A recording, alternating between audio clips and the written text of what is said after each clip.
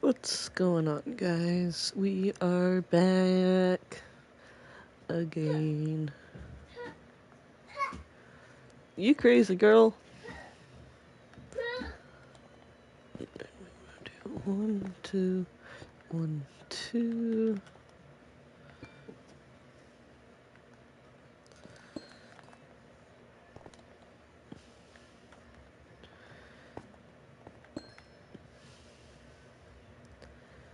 I'll be right back. I'll be right back.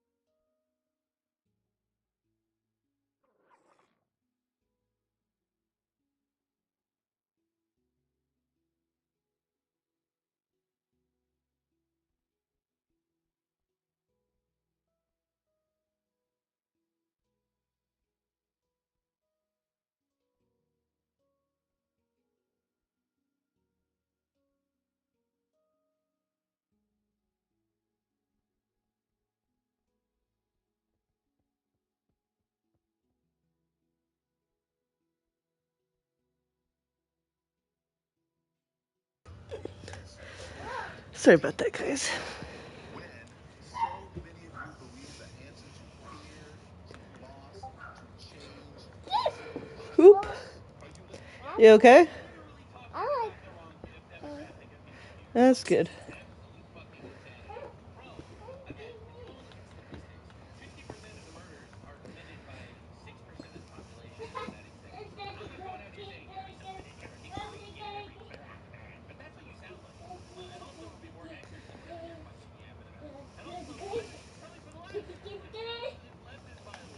Primarily. Like, dude, you're actually retarded. So, again, they're trying to twist this. Obviously, the white man has killed people, so obviously that's the case.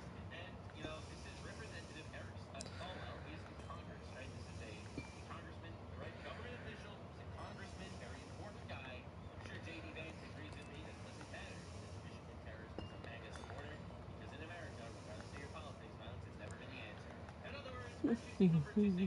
Both sides need to calm down. Both sides need to tone down the violence. As you can see, this is the guy from Michigan with the Trump shirt that says Trump. It says Trump. And with a Trump shirt. Now, this is a very weird image of Trump. But anyway, as you can see, he was a MAGA guy. Or at least he would be if he didn't post an edited photo. We have a representative of the United States of America on the Democrat Party that got 3.5 million views pushing a propagandized photoshopped photo to, again, make it look like Trump voters are all violent. Power up a new Minecraft server for you and your friends with Shockbyte hosting. We give you the tools you need to launch a fresh multiplayer Minecraft server and fully customize it with mods, plugins, and more. Are all violent. Now, for the record, there's no community note on this post correcting it. This person knows at this point, it's 7 hours ago, he absolutely knows this is fake, and he still didn't take it down. This might be one of the most evil things I've ever seen, all right, coming out of, like, American politics. Right? This isn't fucking Destiny or Hassan Piper, all right? This is a congressman. This is a congressman, bro. Like, this is actually fucking crazy. He posted a photo that was literally photoshopped. You crazy girl. This is evil. Like, bro, you are actually posting this to the beat. This is a congressman that posted this photo to basically say, look at how violent Trump voters are. This is evil shit. It really is. It's unbelievable. Holy, yakaroli. So J.D. Vance tweets, Democrats are about to shut down the government because they demand we fund healthcare for illegal aliens, which is a actual good analysis. But again, this is included in this video because I still think this is part She of the war. didn't do this one correct. Emily with the trans flag says, as a Christian, God, lowercase God, would hate you. You're not a Christian. So a 25-year-old ace flux transbian says that God would hate you. Now, again, this is retarded in like a million different ways. It is disgusting, honestly. I mean, look, I'm not a Christian, but I'm disgusted on behalf of my Christian brothers. We have the same Bible. I'm pretty sure the Bible would not support half the shit in your bio. Okay, I'm not trying to be rude here. Right? As a Christian, God would hate you. You're not Christian. This is, as a God would hate you as a Christian. Exit out. This is crazy. And of course, you know, the response is insane. Listen, man, if your church looked like this, it's not a church. Correct? They're worshiping the wrong guy in a church like this, to be honest. This goes against the Bible. Look, man, I'm not forcing anyone to be Christian. I'm not forcing anyone to do anything. You are going against the Bible by doing it.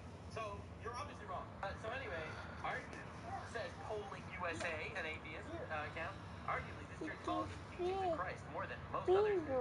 No, actually, Christ was not a big fan of sexual deviancy. Turns out, shocker. I know this is literally a surprise. But yeah, no, actually, no, not even true.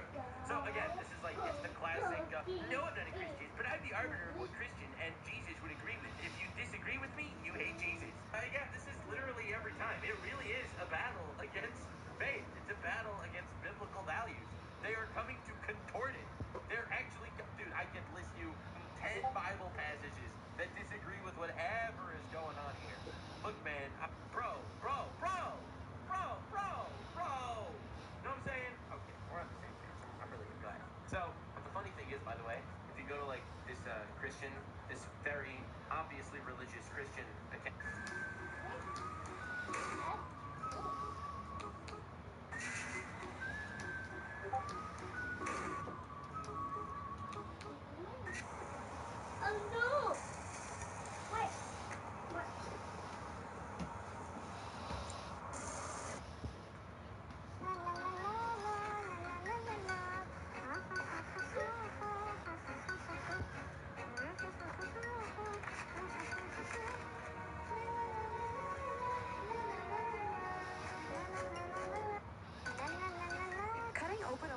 might look unforgivable, but before and you search the word Christian, Okay. hopefully find it. Dude, this is crazy. This is like a constant flux of tweets saying you're not a real Christian. This is like the entire, saying you're not a real Christian. I'm shocked. Anyway, I didn't even expect to see that. What I wanted to show you was, here's an old tweet from this person saying, I'm not a Christian. Like, dude, like, it's almost like there are actual people coming in to subvert your faith and your culture in the most unbelievably diabolical way or something. Anyway, anywho, we'll lose it. Shane Gilger, everyone's favorite fat fuck on the internet, decided to tweet at a time when Muslim Americans are in the middle of their biggest civil rights struggle, desperate to reach as What, humans. baby? First of all, what the fuck are you talking about? This is not a thing. Okay? This is literally not a thing. American press is obsessed with anti-Semitism. How biased do you have to be to think Israel supporters are the powerless victims of this country?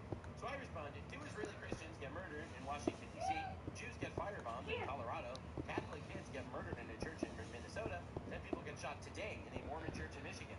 Muslims most affected. This is kind of crazy how that keeps happening. I can't believe how this happened. You know, my biggest fear is if ISIS detonates a nuclear bomb and kills 100 million Americans with a nuke. Think about the backlash against peaceful Muslims. Now, Fat Boy is not responding, even though I fucking double ratioed his ass almost. But this is insane. This is crazy. Like, they are still convicting the victims. Hey, It's unending. So, this is another don't be throwing books like that. Texas man arrested for threatening to shoot up a pride parade as payback for Charlie Kirk. First of all, disavow. Do not go killing people, actually. Never do that. I don't care. Again, I fully am on the both sides should not do it. It just happens to be coming from one side. Fuck this guy. But also to be clear, and so this is 5 million views. Obviously, this is being pushed by the leftoids to say, as you can see, violence is on both sides. A white man problem.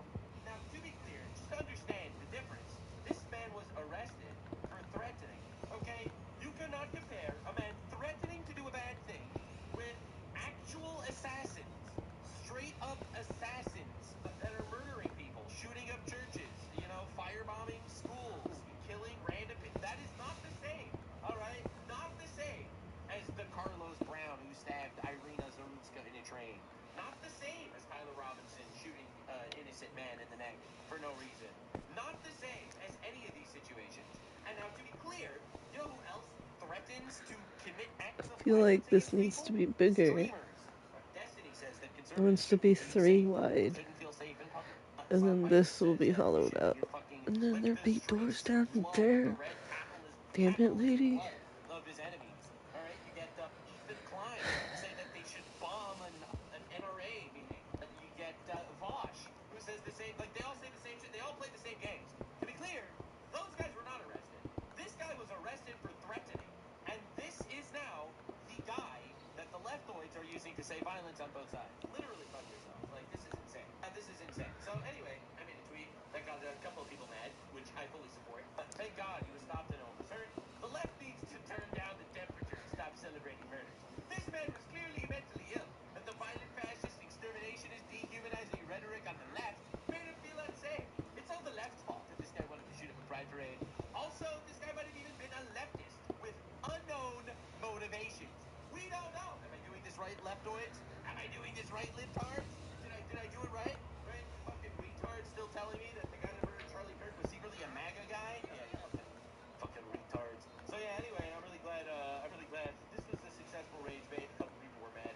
But Think Before You Sleep made a really long video, and he dedicates the second half of his video, which is super long, to Charlie Kirk. And I wanted to watch it because I really do think that in the wake of Charlie Kirk's assassination, people are waking up and the devil is overplaying his hand. I really do believe this is a war. Before we start this episode, here's a quick 1, preview 2, of 3, what's 4, coming. 5. Otto's Tales celebrates America's amazing monuments, traditions, folk tales, and everyday community heroes. Enjoy more free videos like Whoa. this for kids of all Okay. ages. Subscribe at PragerUKids.com.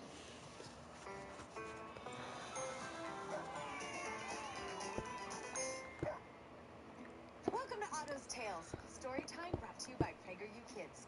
I'm Jill, and today War against faith, and I will take part in this holy war non-violently. Of course, I support non-violence in every possible way. I will. However, and I do think it's a important to not be overwhelmed, not be sad about these things as much as you can. You have to pick yourself up and fight the good fight. And honestly, it says in Isaiah 1:9. I accidentally looked up 9:1, but I meant 1:9. It's just so I could actually read it to you correctly. If the Lord of hosts has not left us a small remnant, we would not have become as Sodom, would have resembled Gomorrah. If we fail, if we don't fucking pick ourselves up and pick up the bloody microphone and fight Okay, for what we believe so in, then we will become Sodom and Gomorrah. We will. It is an inevitability. It's a wholesome message that ultimately it's your doing nothing that will destroy you. It's your giving in to your cowardice or your depression that will rot you from the inside. And I feel like that's the lesson. That's the Charlie Kirk lesson. He put himself out there and he was killed for it. And unfortunately,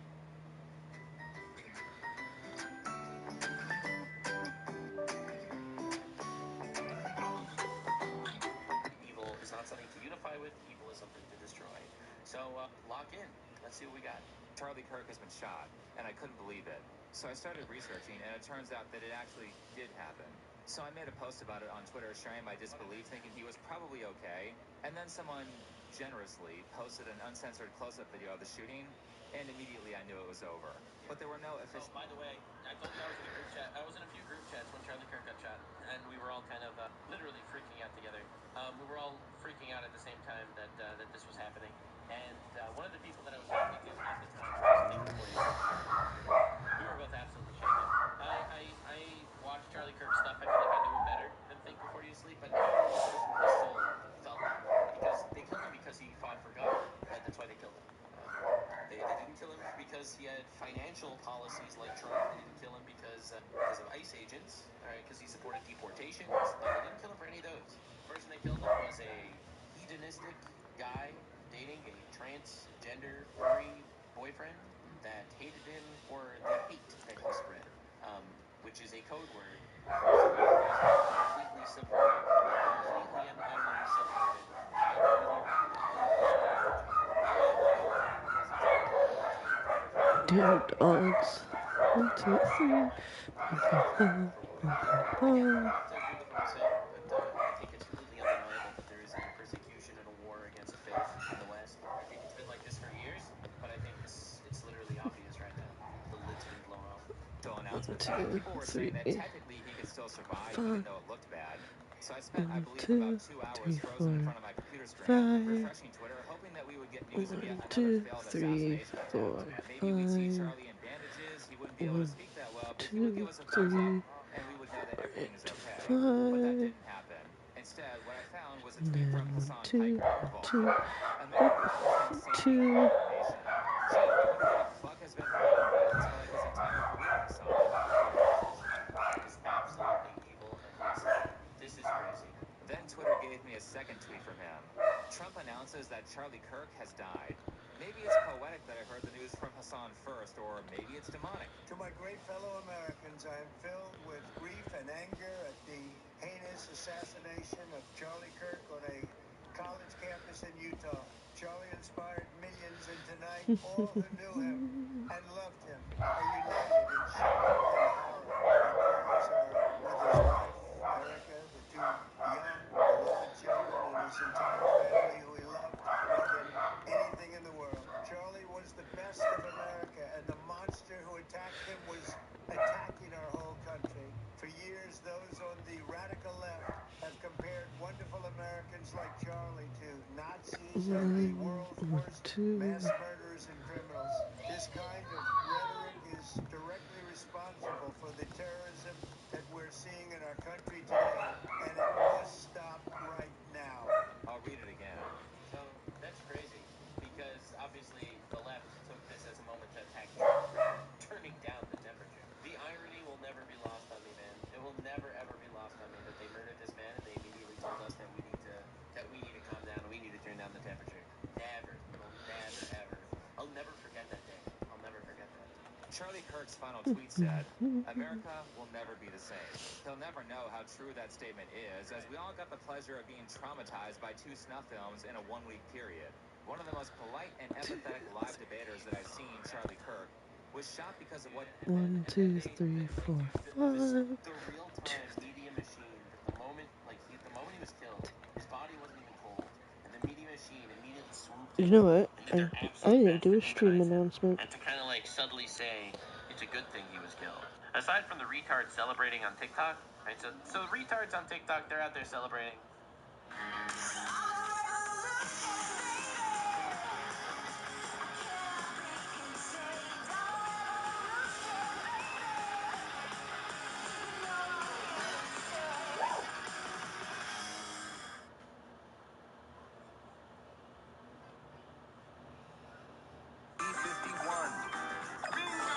Play now. It's free. Bingo Blitz. Now that's a bingo. They're out there celebrating, whatever. And then the media machine does their absolute best to demonize this man, to take him out of context in every possible way, to say how actually he was a guy spreading hate and he deserved it. Well, he wasn't. He wasn't a guy that was out there spreading hate, and he didn't deserve it. He didn't deserve it. He is with the Lord, and he is fighting the good fight in heaven right now. And he left us. He left us his microphone to keep fighting here. But that's where we're at, man. That is absolutely where we're at. He had to say, and an innocent woman, Irina Zarutska, who was just trying to use the train, was stabbed by some lunatic who had 14 priors. Worse yet, not only did they suffer, but all of us who watched the video had to suffer along with them. I think for different reasons, though. They suffered the tragedy, and the people who were close to them suffered the loss of a loved one. Irina's family and friends lost her, Charlie's wife lost her husband, and now there are two children who will grow up never knowing their father outside of a computer screen. Not to mention the worst of this, which is that his death happened in front of his wife and his daughter. So they have to suffer the direct trauma of loss, and all of us have to suffer with the knowledge that we're living in a very different place than we thought we were. It's crazy to me how just one... Correct. It turns out kind of half the country, kind of half the country, wants the other half dead because they believe in God. It's kind of crazy how that happens.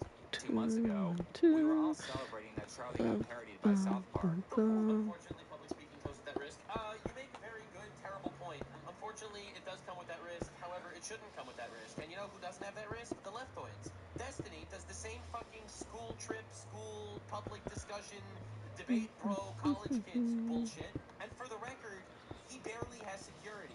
You know why? Because the people that are actually fighting for God don't want to just go out there and fucking kill somebody. It turns out.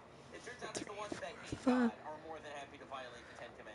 1, 2, 3, 4, 5. 1, 2, 3, 4, 5. 2, 3, 4, 5. 2, 2. And before he can get a drink in, he sets it back down and grabs the mic and shuts down the person he's debating with. That clip was hilarious. This was such a win and a fun moment, and clearly South Park put a lot of effort into copying his mannerisms.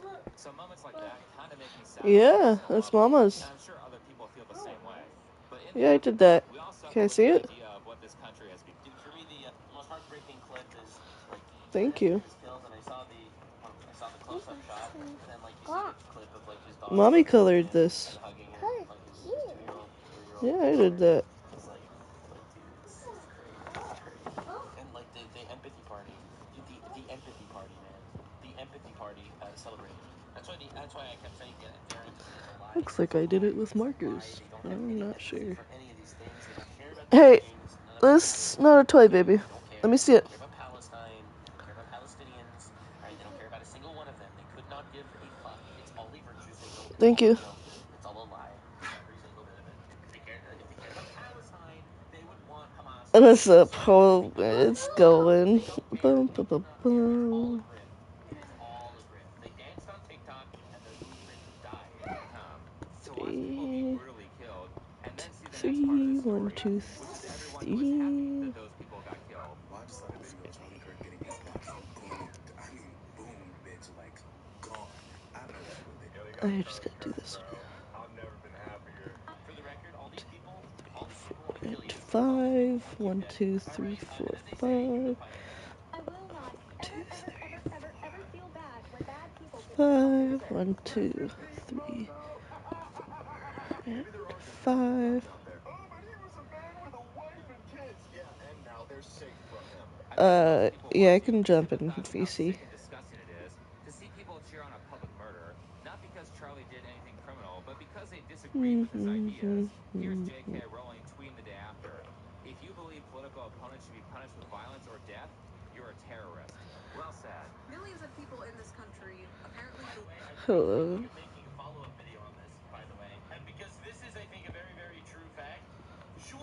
so much hate on Twitter. I Someone have no basically idea. made a I'm just video kind of saying, yeah, we should not be doing them celebrating all. murdering innocent people. And you know what happens? Twitter cancels her for being a Nazi. She I is can go leftist check in every single one of her ideals, from her view in a on sec. sexuality stuff, I'm working on to all of her them. view on fucking social policy, to socialized medicine and healthcare. She is a leftist. She is a Bernie Sanders fan. She said we should not be celebrating murdering an innocent man, and they called her a Nazi and flamed her and dragged her on Twitter for it. And you know who saw it coming? Me. I saw it coming because again, it's not about politics. It's about good and evil. It really is. It's about good and evil. I think every single person was made in the image This of God. one's And we have one, that an one's internal moral 2, compass. 3, Every 4. single one of us, whether you have faith, I'm whether you not sure don't, about you have an over there. internal moral compass that understands fundamentally the difference between good and evil. You also, however, have the devil whispering in your ear.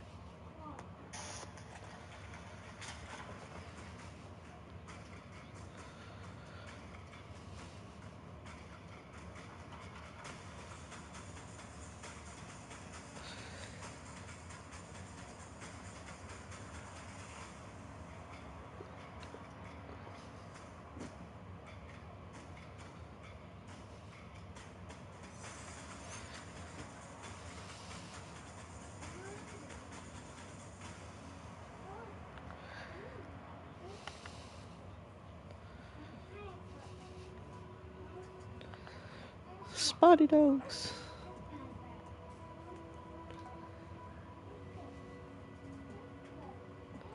Oh!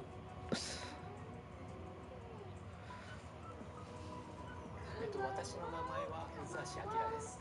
丸光ゲームスで、プログラマーをしています。丸光ゲームスでアーティストをしている椎名ひろ子です。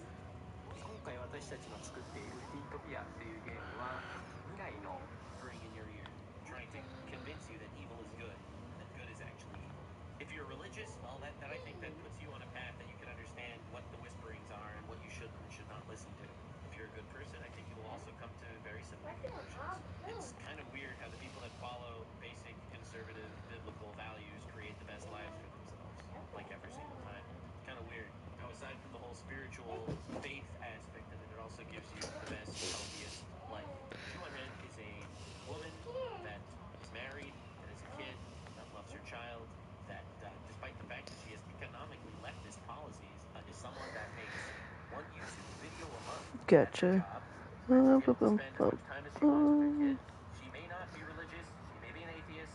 She is following a much more Bible ethical path than the people that want to kill her. You know, that's what it's all about. Believe the acceptable response to speech they don't like is murder. Now, I will note that there was a shooting at Evergreen High School in Colorado on the same day that Charlie Kirk died. So I'll briefly address that by saying that it's sad, and I'm tired of all these assholes sacrificing children for political points when all they have to... Completely true. Every single one of these people are standing in the graves of children to make political messages. It's the Palestine thing all over again. It's like, dude, if you're an American Girl, you protesting should have Palestine, what the just fuck are you done doing? that You're whole an thing American. like What makes this. America? You're protesting Palestine, but you're not protesting Christians getting murdered in Nigeria, or you know, Druze and Christians and See? getting murdered in Syria, or Muslims getting murdered in the Congo or in Yemen. You're not supporting any of that. You're only supporting the one thing, the one random virtue signal. I don't usually listen Sure. like to what they're saying. I just follow. What absolute fucking joke. You are standing on the corpses of people because you hate Western civilization, because you hate a culture based on biblical values. All right, that's what the West is. All right, America is a fundamentally Christian nation, and these people hate that, and they can't even put into words how much they hate that. To do to stop the vast majority of school shootings is hire a few armed Yeah, security guards to I protect get the what you're students and saying. protect the teachers. Like, why is this still an issue? This is why I hate politicians. There are tons of simple answers to these questions, yet they refuse to do what's It's in obvious. the Anyway, let's settings. start There's with a like moment where students settings right and next employees to were all the cheering in the background right after the news that Charlie Kirk died yesterday. uh whatchamacallit, the make bigger window. Posted that Charlie Uh, Kirk is dead. The great part of this is that TMZ did a follow-up video where they said that people in the background were cheering because of a car chase, which if you sync the time of the car chase up with the cheering, nothing important That's was fair. happening. So everyone thinks TMZ was full of shit. But they weren't the only ones to backpedal. Here's a singer who ironically goes by Bob Dylan, who said this. I want to dedicate this next one. This is the guy that said death to the IDF, right? Which is their military in Okay. This is the guy that goes out 1, there cheering 2. the IDF. The mandatory draft, so that's basically all the Jews. He also, pretty hilarious, celebrated the murder of Charlie Kirk. It's almost like it's a war on the West. Okay, it's almost like it's a war against God.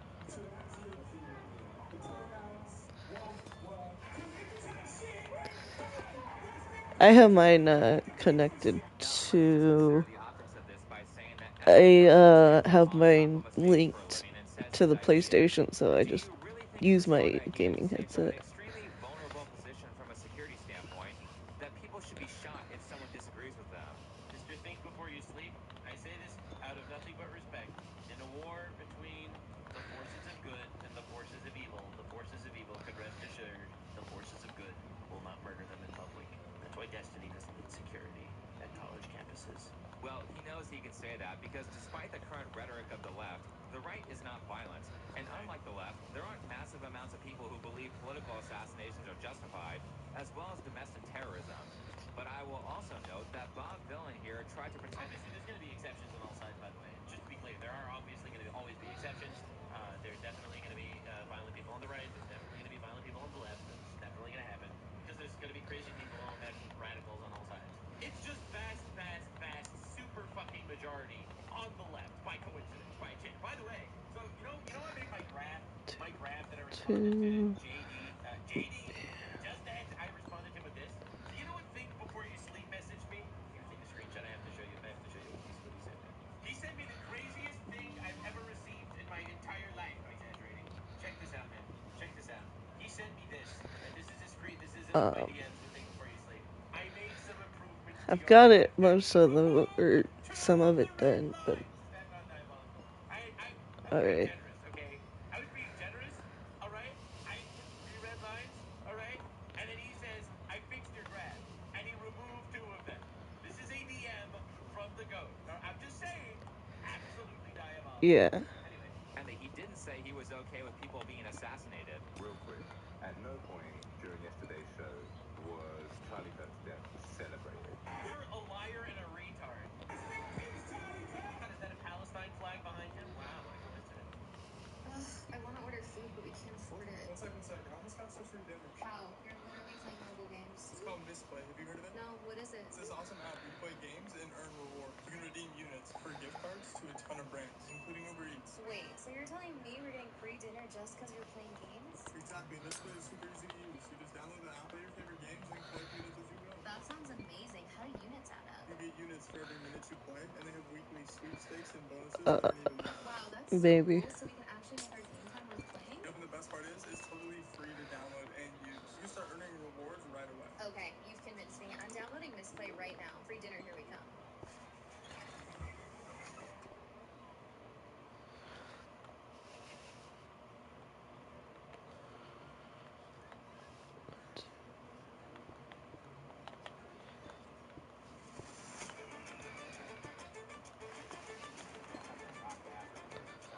See it live.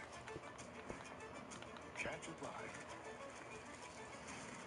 Eagle Eye from Lorenz. Wow, what a coincidence. So make no mistake, an uncomfortable amount of people on the left who have been calling everyone heartless villains for years were perfectly okay with this guy being shot in front of his family for words they didn't like. There are, I think I've seen about 7 instances of people selling merchandise and memorabilia with this horrible image of Charlie Kirk's neck leaking blood. People are making stickers of it. It is, needless to say, very fucked up. Of course they made merch.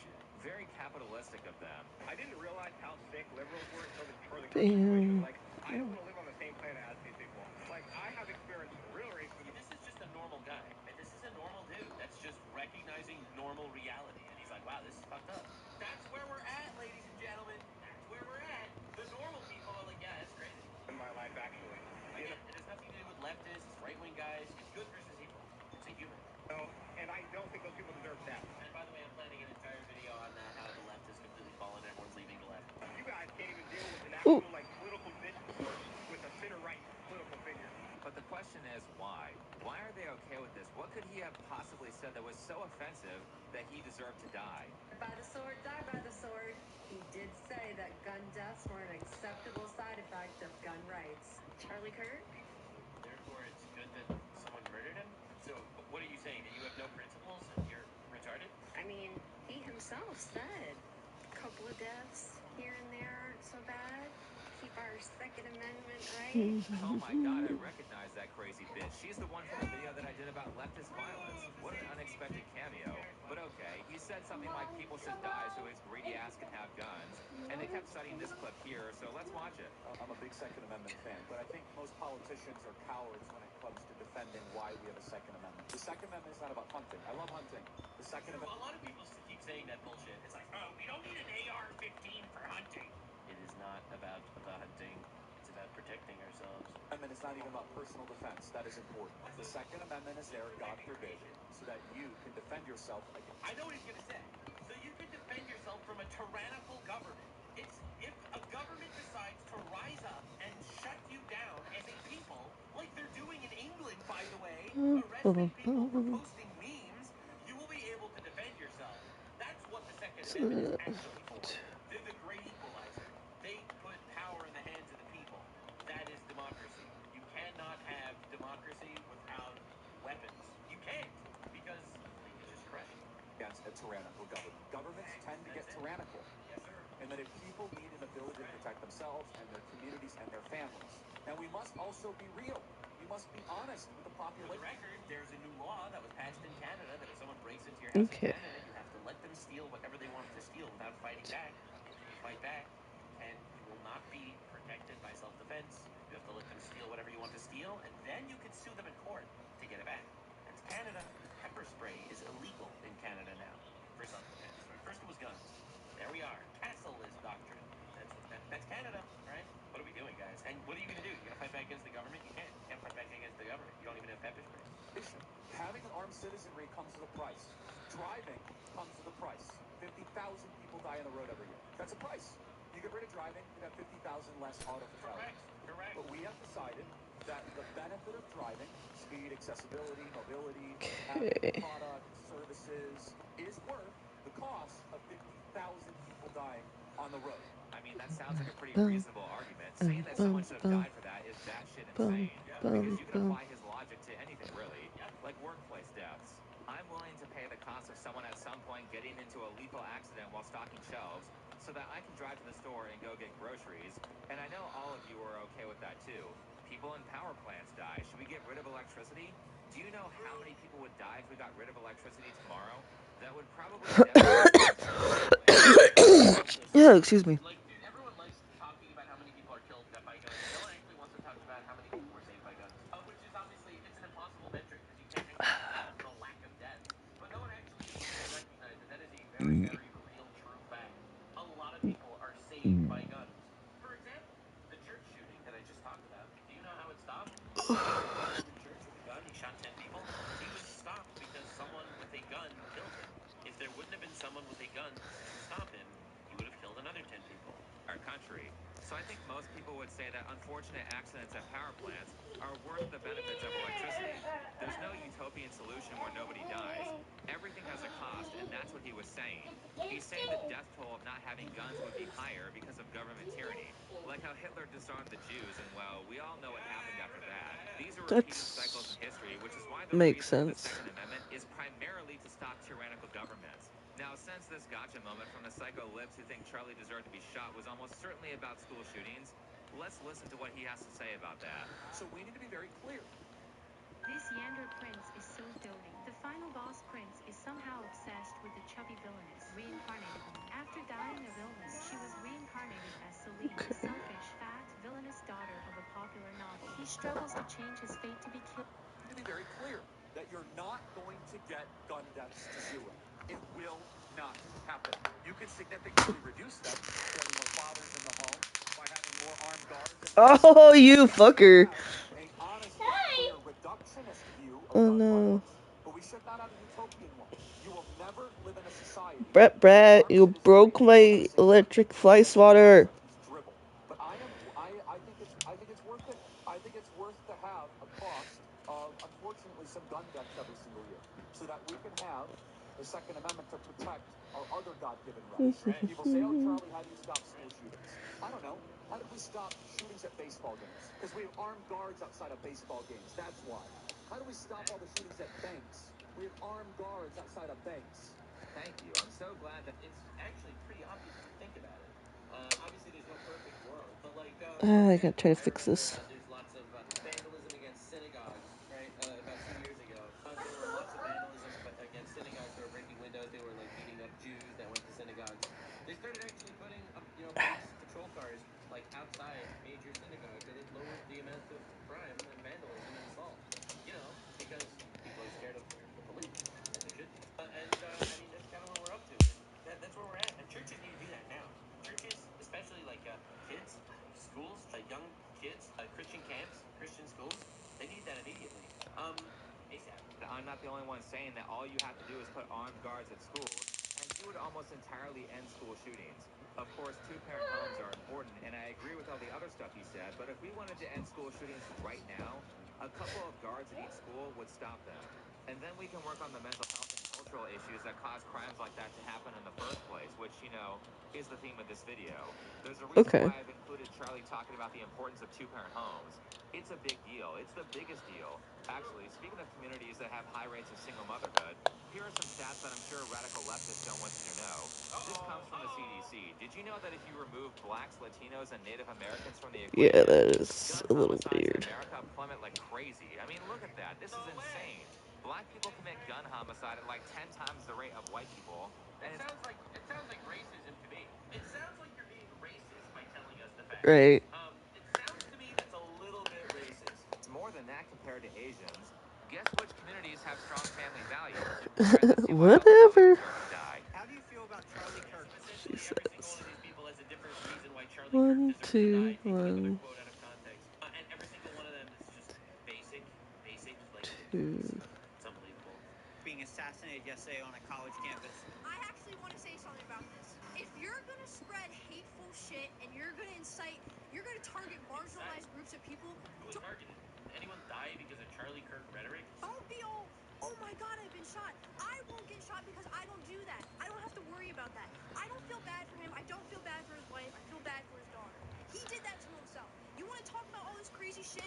Don't act crazy when other people are going to. People are evil. Again, it's evil. It's not about And politics. this should be 1, 2, Come and shoot you. Do you think your life should be in danger for 5. having an opinion? If it And then targets that's marginalized groups of people, what yes, that. you are spreading hateful speech. It's not like I have an opinion about like ketchup or mustard. No, you're talking about people of groups, marginalized people. Having an opinion about a black person die. Just die. You have an opinion, and it's about black people. We should kill you now. For the record, this is someone that thinks murder is okay because someone had an opinion about a marginalized group, and she doesn't even know that opinion. This is brainwashing. Right? This is the fucking college student brainwashing. This is someone, for the record, that should vote. Those are hateful. That is hateful speech. I love how she's like, I believe people should be shot for their opinions, but I'm on the right side of history, so it would be wrong to shoot me. These people never fail to show how self-centered they are. But the more ironic part is how uninformed she is on this. Because Charlie seemed to deeply care about communities that she would consider to be marginalized. Basically, she's saying that he should be shot because he said that black families should stay together. Some of you out there getting very emotional over Charlie Kirk. Yes, I feel bad for his kids. Not for him though. He spread racism. Well, I am personally surprised that this Jabba the Hutt cosplayer, personally, I am surprised that she doesn't have empathy for him, personally. I mean, to be fair, he is a kafar, and we should smite him at the neck. So, I mean, like, let's be real. He had it coming, right? Literally says it in the Quran, smite him at the neck. Bro, this is the dream. This is the fucking dream. He's a kafar. Islamophobia, anti-Semitism. Islamophobia. Guys, he's Islamophobic. We should murder him. Yep, let's import more of these, please. First of all, anti-Semitism. This dude was the most Okay. pro-Jewish voice in America. Most pro-Jewish, pro-Israel voice, for the record. They actually just published an article by the AP News that he is essentially way more pro-Israel We behind the gotta scenes than he even was do outwardly. them You're retarded. going this way again. And let me just say, LGBTQ Angela, with all due respect, and I am not Islamophobic, but with all due respect, I don't think you give a fuck about anti-Semitism or LGBTQ plus propaganda. You are using that. You are using our rights and our words against us to manipulate This is insane and evil. You should be ready. Ready for what? Anything happen? Insane and evil. All right? Come on, dude. Are you crazy? Your holy book wants to kill Jews and LGBTQ plus people. Like, you can shut the fuck up. Have we all forgotten? Like, dude, every time I see like this argument, it makes me literally in shock. Do you know that Palestinians are the most anti-Semitic, anti-LGBTQ plus people on the fucking planet? And these people all go and they chant Free Palestine? Like, dude, what are we doing? Free Palestine, Free Palestine. Meanwhile, Charlie Kirk deserved to die because he hated gay people. Bro, they literally execute gay people in Palestine. Oh, Charlie Kirk deserves to die because of anti-Semitism. First of all, he wasn't anti-Semitic. And second of all, well, they literally murder Jews. The Palestinians murder Jews. Okay, can these people remain consistent for like a fucking second for a second? Unbelievable. What about that? Really? A Muslim is going to complain about homophobia? Why don't you clean your own house before you criticize others? Especially since Charlie Kirk is known for speaking out against All these fucking people that are pro-Palestine and say that Charlie Kirk deserves to die for being homophobic. Like, dude, what are we even talking about? Again, zero consistency, zero morals. These people don't care. They have no empathy. They're retards. They're agents of evil. And I'm not going to change my mind. I'm not going to change my mind. conservatives who want I've been to trying to get her. Now, both you and your organization advocate for the acceptance of anti-Christian, immoral lifestyles like homosexuality and transsexuality. Let me ask you a question. Are you a Trump supporter? Yes, sir. So are you a proud Trump supporter? So are you sickened that he had a gay man speak at his convention? Yes. Then you're not a Trump supporter, my friend. I also do not believe in the sort of rhetoric that some people engage in, that all of a sudden that they say there's no place for gay people in the conservative movement. I do not believe that. Jesus Christ talked to all people. Jesus Christ went and did his ministry through Judea and Samaria, and he had dinner with tax collectors, and he had dinner with prostitutes. Yeah, we live with my husband's mom and stepdad. What it means to be a Christian, my friend, is to be open-minded but firm in your belief, so you can have that belief. But if you say there's something inherently wrong with communicating or associating just because they make different personal decisions than you, sir, are not a conservative. interesting what I miss him so much. I miss him so much, man. And this is the guy that's celebrating his death because of homophobia. For the record, a lot of people don't know this, but being gay is not a sin. It's having gay sex that's a sin, according to the Bible. Just for the record, being gay, that's how God made you or whatever. You know, some people Yeah. or whatever. I don't need to get into that. But I for the record, I don't know. It's hard for me because like I try to trust this woman and then she like will post pictures and it's like, why the fuck didn't you ask me to do that before you did that with my child? everyone does it, you know. So somehow, so it is this idea of loving everyone and trying your best to pray for them and work for them and make them better people. That's crazy. All sins are equal. That's not true. All sins are not equal. With all due respect, no, they're not. There's a reason why the Ten Commandments are the Ten Commandments. It's because that's the top Well, 10. All right? no, it's more like what was it? They'll go. She went over to the old people's house or whatever, and they have jet skis over there, and then sends a picture to the group chat. My child's riding on a jet ski with my husband's stepbrother, and it's like, who approved my 3-year-old or my 2.5-year-old to be on a jet ski? Are you comfortable telling me your story? I've known that since like third grade, and I'm currently 19, almost 20. I just don't know Yeah. like the whole medical stuff, like what's true, what's not, what's helpful, because I've heard so many different opinions. First of all, thank you so much for that. Yeah, of And course. so I'm going to have an opinion that very few people will ever tell you, which is I want you to be very cautious Coraline. with drugs into your system Yeah. in the pursuit of changing your body. I instead encourage you to work on what's going on in your brain first. I think Yeah, no, that was not the discussion. It's just there's a picture of the kid on a jet ski. Like, oh, great. Thanks. And again, very few people will say this. I actually want to see you be comfortable in how you were born. Yeah. I know that you might not feel that way, but I think that is something that you can achieve. I think that the right team and the right people, you don't have to wage war on your body. You can learn to love your body. I mean, I gotta say, These clips are killing me. They're killing me. We've tried setting boundaries. Like my heart is breaking. My heart is breaking. And this is the person that they're dragging on the media for being a bigot. Like, dude, it's absolutely insane. It's insane. So yeah, they really killed the negotiator because I mean, listen, between you and me, don't spread. Well, I mean, we live with them, so. Literally everyone believes that their art is retarded. Okay, they're actually Oh yeah, They're yeah. not living in reality. That is the level of retard you're dealing with. Obviously, when someone is so mega brainwashed, you're not going to be able to convince them, you know? And so he knew that he wouldn't be able to convince this very warped, manipulated child.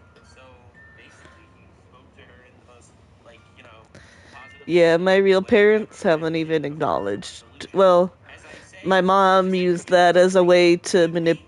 In LGBT, bisexual literally mean there's two genders. Okay, we can stop this shit. So this is crazy. Like he was such a compassionate man. Dude, he was the best of us. And they killed him. They killed the negotiator. They killed the negotiator, man. They killed the negotiator. Power up a new Minecraft server for you and your friends with Shockbyte hosting.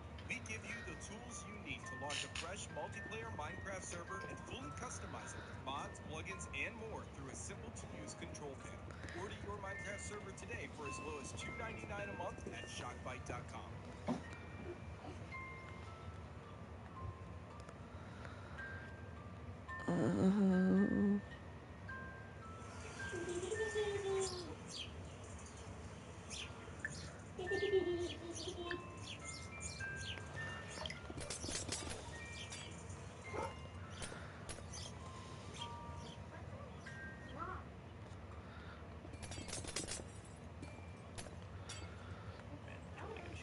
Exactly. Truth. I really do. And so did Charlie. And he didn't mince words, but he had a love for these people that I have nothing but respect for. I really do. And that has to be one of the most compassionate. You know, Charlie. I don't know. My mother used my kid to manipulate a visit, and then she hasn't even given a shit since she visited. And then my father hasn't even acknowledged that I have a child. So. Honestly, the difference between a good man and a great man, in my opinion. It's you, let's say, thinking one way and then recognizing that you're wrong because God said something else. That's a great man. That's a great man. And Charlie never buckled. He never buckled his ideas ever. He believed. I have nothing but respect for him. I really do. What a hero, man. I can't believe we lost him. And empathetic ways to phrase that. Doesn't force his beliefs, says what he thinks, and shows respect. It sounds like he really cares about this trans person. And also, I have to say that I've been watching Charlie Kirk a ton in prep for this video, and I mean, you have What are you doing, girl? out of context to make it seem like he said something 1% as bad as anything you see Hassan regularly going viral for saying or doing. Keep in mind. By the way, I watched hours and hours and hours. Yeah. He died, and after he died, he was a good man. He was a good man. You know, he went out there and he preached the word of God every single day. Every single day. That there are crazies out there scrubbing through all of Charlie's content. I feel and that. gun thing was the worst thing they could find.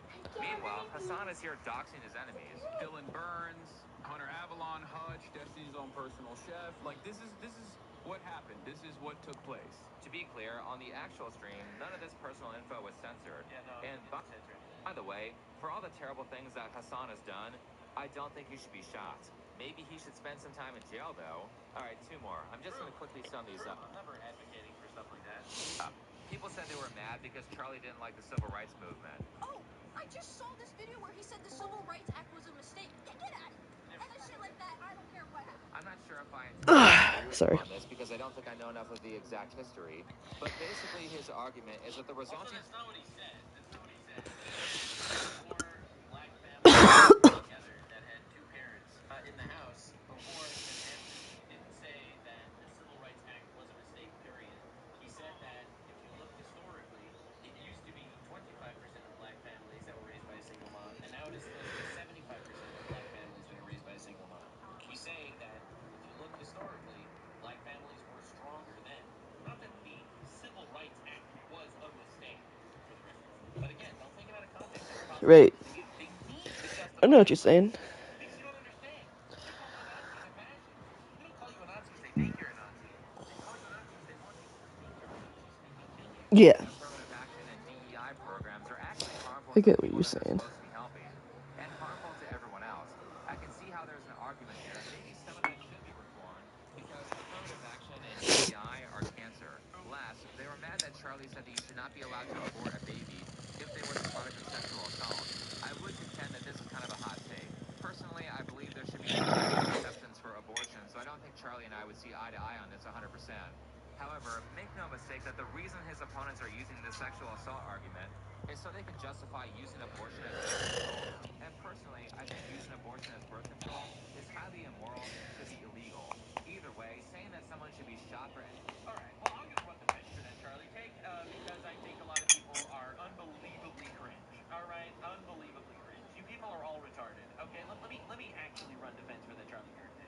abortion is murder, then you're literally murdering a baby for your convenience. Okay, I'm sorry. That's all right. If abortion is murder, which Charlie believed, which is, in my opinion, I think abortion is murder, and unless it's literally to help the life of the mother, it shouldn't be done. Unless it's an actual, health risk, I don't think it should happen. You're killing a baby, like especially when you look at it and you actually look at the science. My perspective is you're murdering a baby. Okay, it's true. Rape is horrible. It's true that this person would be, suffering and Fair. really inconvenient for her entire life. But that doesn't justify murdering an innocent baby. All right, I'm sorry, it doesn't. It doesn't justify that. That makes So sense. this is insane. And these people that think rape is bad, these people are brainwashed, so brainwashed that they think murdering babies is okay. First of all, 99% of abortions are done due to convenience, not because of rape or health risks. 99%. You know what? If we can shake hands on saying that 99% of abortions should be illegal, I would be, I'd actually, you know what? I'd be satisfied. I'd be satisfied that I saved 990,000 children a year because there's over 1 million abortions a year in America, and 99% of them are convenience. All right? So, again, rape babies, very extenuating circumstance. His perspective is, I'm sorry you were raped. You should have taken a morning after pill and not become pregnant. You were negligent and you didn't take a morning after pill. You did become pregnant. Now you want to murder somebody for your convenience? Sorry. His take makes a lot of sense. And the people taking him out of context and saying he's the reason why he deserved to die are suckers of filth that support the murder of babies. Kids are just autistics. They There are now probably hundreds of get thousands or upset when you millions of people change in their America schedule. who are open about their belief that you should die for believing something they don't. And the fact that it's taking this right now, the fact that it's taking right, you have to understand how insane it is. The fact that it's taking Charlie Kirk's assassination for people to realize there's a war on God, and it wasn't the murder of 1 million babies a year, goes to show how fucking diabolical and successful Satan was at manipulating us. All right? That's my opinion. You could disagree. From my perspective, bro, the Bible talks about these child-sacrificing death cults in pagan civilizations that fought the Israelites. All right? Bro, we're here. We're literally here. You didn't tell me there's no war on God? There's a fucking Holocaust, a baby Holocaust in America every year? That Charlie Kirk got shot, and I said, good. So we get into this whole conversation about it, and she goes, well, you can't hate people for their political views. And I'm like, yes, I can. Like, that's specifically why I hate people sometimes. You can't hate me for my views because my views don't infringe upon your rights. You don't hate me for what I believe in because it doesn't interfere with your life. Some of these views are dangerous, and I'm glad he got shot. Hopefully he dies. I don't.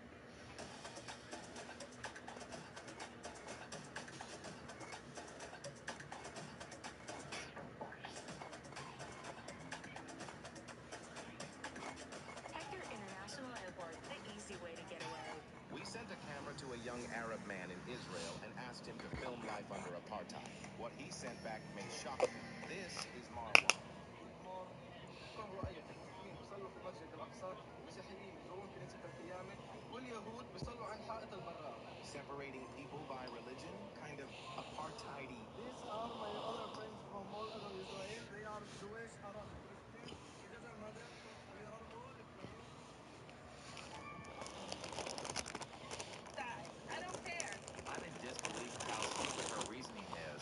But notice how she's like, yeah, I think we should get to kill people who say things that I don't like, but I'm on the right side of history, so you shouldn't get to kill me. I also want you to pay attention that 99% of the people that are posting these TikToks don't think that I'm going to think that 90% of the people that are posting these TikToks celebrating Yo. the empathetic ones, the emotional ones, the ones that understand and feel. So we need to see what happens. Because the people who promote murder Oh are no. always the good guys, though she's not the only one with these beliefs. So the day after Charlie Kirk died, I was in class. My teacher said, I'll give you 5 minutes to talk about Charlie Kirk. I was the only person who raised their hand.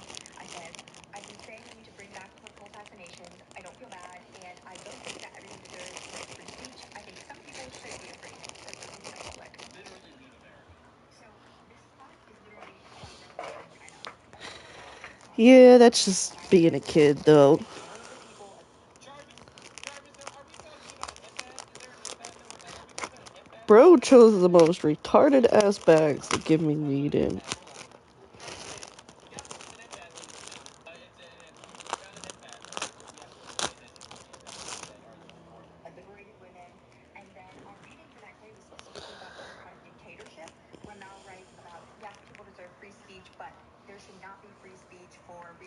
Yeah, I hated that. Like capitalists and all these people throughout the revolution because Bro, you are a fucking sleeper agent. Capitalists don't favor free speech? Literally, why are you here? that would reverse the progress that was made. I love how these people never think that anyone would shoot them for their opinion. Or really, maybe it's just an admission that they know the right is not actually violent, so they aren't afraid to say these things. But also, these people are so stupid that they think they would survive a violent revolution Oh, or even the war without vapes. any major injuries or without any of their friends and family dying. Well, some people have to get shot. Developing news today. Would stop you. It's the anti-guns. I'm anti-gun. But anyway, we need to kill all the people we don't agree with. And people love saying stuff like that because they think it's never going to be them, right? Like, everybody likes saying this kind of stuff. Right. Because they assume that when this happens, it's all going Just get the bad guys. to happen to somebody else, or somebody else is going to have to do it. Understand that if this country breaks down, you'll be lucky if you don't die. In this case, this person was willing to burn down the system over Dunkin' Donuts, so the revolution isn't sending its best. But this is why you don't encourage political violence, because it will always come back to you. Whatever you do to them will be done to you, and it's actually disgusting how brazen these people feel in telling everyone to murder their political opponents. And someone need to get the wife too. Fuck her. She just as motherfucking trifling. Let me just say this. I'm surprised that y'all didn't get rid Right. of him sooner. And I'm surprised that you guys aren't getting rid of more people. Like, don't stop with him. Don't let him be the end all. Get rid of them all. Why them? Why not you? I don't understand. Why them? Like, the people who say MAGA people are the ones who kill you, Right. the ones that are violent, the white people are the killers, and then be like, we need to get rid of more people. Like, this is crazy. We're so crazy. I watched like For the record, I don't want anyone to go kill her, okay? It's evil. We have to recognize evil. We have to destroy evil as non-violently as possible. But first things first, you have to recognize there are demons among us.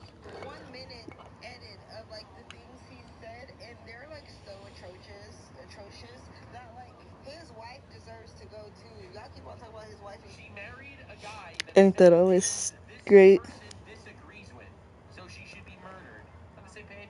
And again, let's just make this clear, okay? Let's just make this clear, all right? Right. You're telling me this fat fuck got arrested for threatening to shoot up a pride parade. Again, Yeah, don't get me wrong. This fat I fuck tried going back to work people. and just nobody will hire me out here What are the activist judges running because of the hours I What's going can. on? I can only work certain hours, and like nobody is open during those hours. Like y'all too scary. Y'all too scary for revolution. Y'all too scary for progress. Like y'all want results without putting in the work. You want Everything closes before 9 o'clock like it here. is what it is. Take the garbage out. Take the garbage out. All right. Not me. I'm chilling. The more I see No, because everything's closed by 9 o'clock. these people aren't saying it. I completely agree. What do you mean you started to think? Yes, our gas station closed around like 9:30, 10 o'clock. All of them, every single one of them needs to go. They're not safe to be around. I think it's a public safety risk. I absolutely think that they should be treated like the Antifa domestic terrorists. Antifa, these We are have gangster one fascists in that used to town. kill fascists, and then they label everyone they don't like a fascist. Sorry, bro. We do not have a 24/7 gas station out here. So check it out, guys. My rage bait worked, for I example. mean, you can get gas at any time, but HotCheeto there's and no like went down 24-hour the gas line. stations Or out whenever they here. actually agree a bunch, and immediately we instituted 5 Or at years least ago. near me. There are like other places, but not near where I'm at. But we got a couple of flagons. So calling people a fascist is lying and a cult of violence, but openly advocating for and calling yourself fascist is okay. We got a couple of flagons. No, we got a lot of them. Who tried not being Jewish? Nice. Nah, man. Nah, man, that's crazy. Nope, we don't even. We have People like observe. a Walmart the next town over.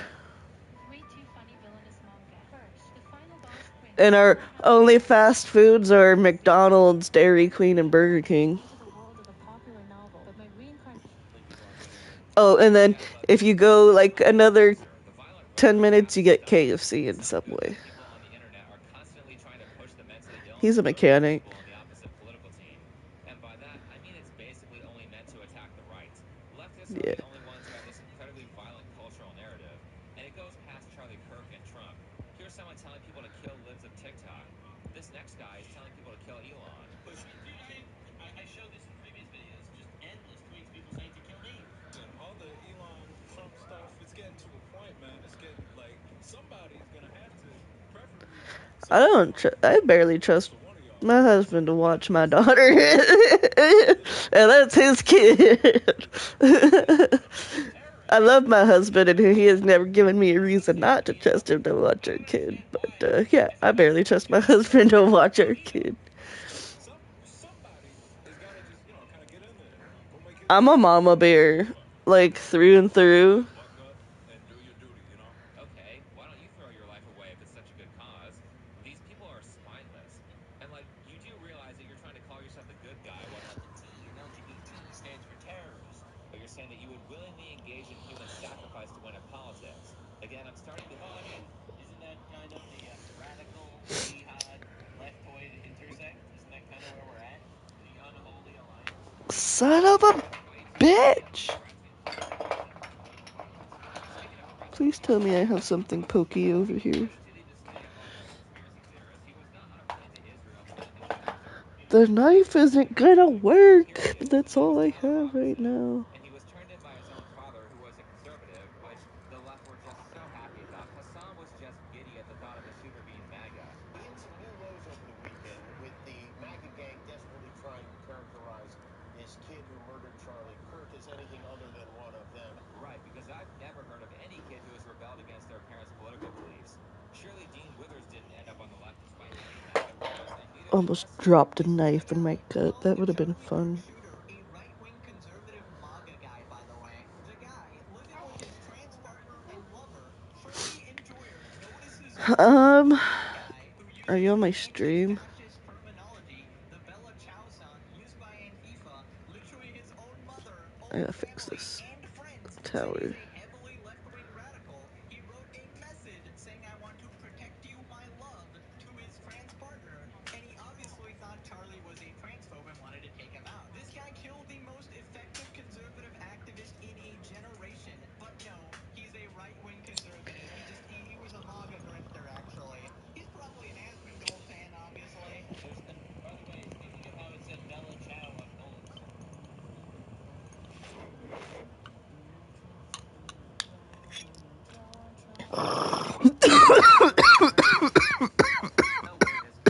right. Nobody calls people fascist.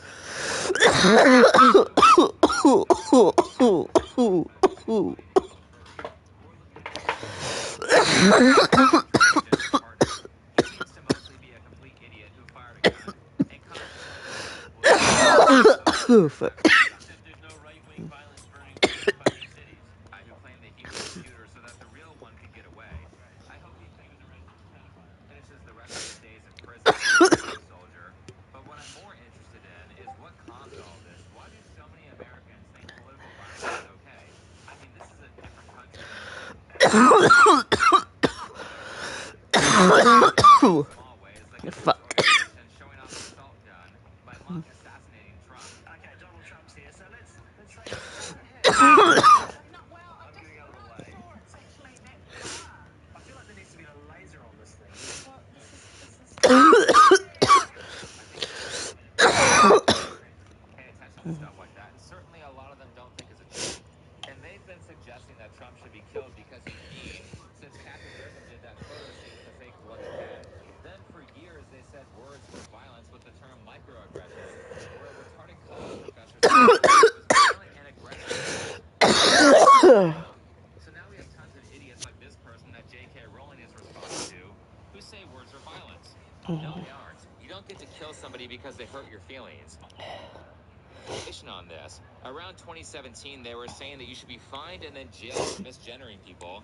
And Jordan Peterson went viral for opposing that. Now they're saying that you should get to kill people for misgendering. You see what a slippery slope violence is? So that kind of stuff was the boiling the frog. I see what you're talking about. Once they got you to accept the lighter stuff, Hassan and his fan club could actively promote violence. Left-wingers, liberals, you need to fucking your opponent's guts on there, okay? You need to be gutting us. You need to be shanking these motherfuckers. Excuse me. If you cared about I Medicare thought. fraud or Medicaid fraud, you would kill Rick Scott. Again, let's remind each other that the Texas fat fuck was arrested for threatening Frederick, and he should have been. He should have been. I think people need to start. Bellevue Drive, and I'm gonna kill you with my AR-15. Like that's the type of messages they were leaving in these of this dude's office, and he's resigning. Like he's literally this is his last day. We gotta make sure we get this. We got to keep attracting younger viewers that grow up watching college when they're 8, 9, 10, 11, 12, even though they shouldn't be. Here's the crazy thing. Hassan spends all of this time promoting super violent and super hostile rhetoric, along with multiple calls to action for violence. But when he has to watch the consequences of it, he can't handle it. There is a close-up. There is a close footage of Charlie getting shot in the neck here. Oh, fuck.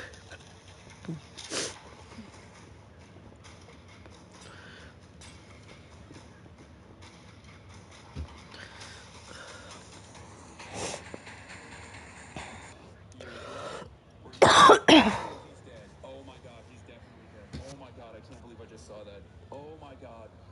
Look at all the empathy. Look at all the empathy, guys. Oh my God. Oh, he definitely got shot in the neck. Oh my God. Oh, fuck. Oh yeah. No, that footage. That you do not want to see that. You do not want to see that. You do not want to see that. What's the matter, Hassan? Isn't this... For the record, he then proceeded immediately to call us bullying and just what we've been calling for. And how so? For the record, Hassan Piker supported the terrorist that took the eyeball out of Dan Crenshaw, United States Senator Dan Crenshaw. He supported the killer that took the terrorist that took his eye out. He also supported 9/11. Said America deserved 9/11. Yeah. Yep. How many people have you told your audience to assassinate? This is what an assassination looks like. What's up, Charlie? How you doing? You gotta send me permission on all the YouTube videos you make with them.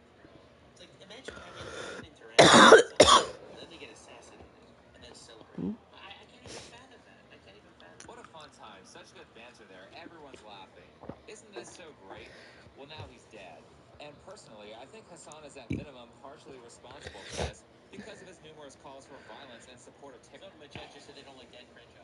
That's very different than supporting a terrorist taking his eye out in war. Okay, all right, you don't have to like him, but there are levels here, bro. There are levels here. Most of the things that Hassan shows in this video is him realizing that it could easily happen to him. So maybe promoting political violence and violent revolution is a bad idea. These people. I don't think so, for the record. I think that the reason why he's doing that is because he's like, oh, fuck, they're going to make him a martyr. Oh, fuck. Oh, shit. Oh, shit. The Republicans are going to get support over this. I think that's why he's doing it, for the record. Have played a. I think that I think it's totally fake shock, and it's like, oh fuck, it did it in a cool way. He died in a cool way. Why couldn't he have died in like an accident or something? That's probably what he was thinking. Formative role in Charlie Kirk's situation. He has played a formative role in his own demise by You have played a formative role in his demise. Okay, fuck you. playing a part in a media landscape, in a media environment that normalizes his death and destruction. Holy shit, Hassan. Pay attention to your own projections. Also, show me that clip compilation of Charlie Kirk calling for violence. I'm having to it is easy to Oh love man, my Hassan eyes. calling for violence. Oh, and don't forget our good, level-headed liberal Destiny, who always has an It's intelligent crazy how perspective. it's all of them. Have you noticed that it's all of them? Such a thing to add to the conversation, and he is a master of debate. You need conservatives to be afraid of Yeah, I can hear you. I can hear you. to events so that they look to their leadership to turn down the temperature. The issue is right now, they don't feel like there's any fear. Like, I don't know. It's like memes. It's just memes to everybody, I guess. I don't know, bro. I don't know. I don't care. I'm playing video games. This guy is supposed to be smart? Hey, everyone, let's turn down the temperature. By the way, people who say things I disagree with should die. Here's an idea. Maybe the side that keeps rioting and trying to kill people should turn down the temperature. Not to say that this shouldn't be expected. Destiny literally thinks his own parents should die for being Trump supporters. How about your parents get their brains blown out at a rally? Attitude, their democracy hating insurrectionists after all. One, you permaban. You're asking a stupid question because the obvious answer two is, listen, they're adults. They make their own fucking decisions. If you want to support an insurrectionist president, then whatever comes of that that's your consequences. Again, it's not a fucking joke. My mom is an immigrant to the United States of America. She was 5 years old. Her parents worked really hard to get here. She served for 20 years in the Air Force, along with my dad. They know exactly what they're doing. They should know exactly what they're supporting. It was my mom that, ranted at me for over a decade about how evil the USSR and Putin and all the Chi-Coms and all that shit. So whatever, if they go to a and they go to the caucus, less end of life cost for me to deal with. It's on them. What like is this not insane? Like is this the type of people you want in your party? Like this is the atheists are fucking It's their decision. Mm. You think I'm gonna fucking lose sleep over that? No. We all have our own paths to walk in life. We all have our own decisions to make. This this isn't even all the drama around Destiny. For those of you who don't know, in a private By the way, he admitted to having child porn in his computer, allegedly. conversation, Destiny admitted to Willie Mack that he had saved child sexual abuse material to his computer. This was after Destiny was already in trouble for filming non-consensual sex tapes and then sharing them, which makes all these things he said in the past make a lot more sense. 15-year-old chicks that are like hottest that will like try to send you pictures of like pubic hairs and shit, and it's like you have to be really careful when you navigate that. What, if you, just because you molest me, we both? Yes, it does. Yes, it does. I mean, those are some really suspicious takes. So there's been a lot of promotion of violence, along with saying that people who say things that you disagree with should be physically assaulted or worse. And now that all that foundation has been set up, all you have to do to get someone assaulted or worse. Don't worry, these are the moral. This is the moral party. It's the party of empathy and acceptance. It's the party of loving each other. Right. Is run a massive smear campaign against them and label them as basically Hitler, so then it's okay to attack them. Next one is a few weeks before Charlie Kirk was assassinated, CNN runs an interview with Destiny describing Charlie Kirk as spawn of Satan. But here's the interesting thing. It's not just weirdos like Destiny who do this. This type of narrative is very common with leftists. They call everyone they disagree with a fascist, followed by ironically participating in some of the most fascistic censorship campaigns. And when I say that, I mean that right-wing speakers have to go into colleges with full-on security detail just to do a talk. Speech is not a left-wing value. That is why they have to deploy shock troops called Antifa to go after everywhere I go. When I go to University of California, Davis next. I want to order food, but we can't afford it. What's up inside? I almost got stuff for your dinner. Wow, you're literally playing mobile games. It's called HotCheeto. What is it? Play games and earn rewards. Canadian units for gift cards to a ton of brands. Charlie, I know you're watching. I hope you're smiling up there that Antifa's a terrorist organization now.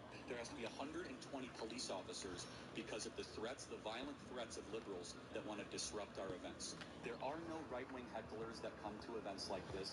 Michael Knowles, Matt Walsh, Ben Shapiro, myself, Candace Owens need 24/7, 365 armed security to prevent ourselves from the violent threats from left. And so it's rather clear there's one side that is trying to do everything they can to shut one side up, and one side that's trying to open up the marketplace of ideas, and I think that's rather self-evident. He's serious. I went to some of these political speeches when I was younger, and not only did the speakers have their own security, but the audience had to be protected by police officers too, because Antifa and BLM would show up trying to cause a riot or try to beat up attendants. I remember that. I really remember that too.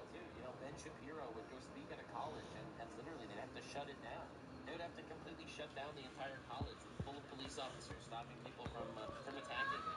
Like, you don't understand how insane it is. This didn't happen on the left. This was completely non-existent. It was non-existent. This never happened. And we know why. Because they are in their little fucking thought bubble of fucking ideological bullshit that colleges are pushing down their throats, manipulating them, trying their absolute best to convince them that every single godly value is evil.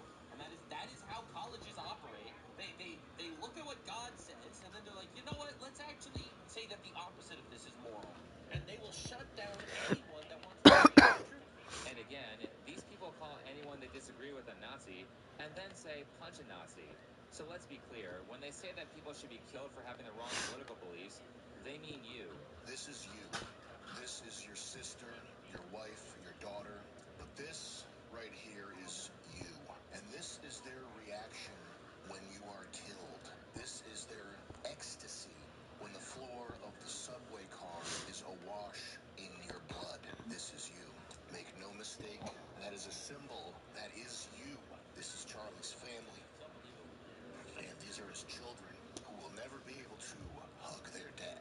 These are the people who smugly revel in this, and they won't stop with just Charlie. I think a lot of people like that video that Sam made about American companies trying to use H-1B visas to replace all the American jobs with cheap Indian labor. I think the truth behind that is he's not a guy All that right. even remotely had it coming. Not that anybody does, but he's not even on the radar of guys that deserve that. And what he represents is because he's such a non-martyr material, he represents that it can happen to everybody. And I see a lot of people saying, that's my uncle's politics, that's my grandfather's politics. And they are now realizing that, oh, they want my loved ones dead. Yeah. For holding some of the most benign political stances. Right. Again, this is coming from people that have absolutely no moral foundation.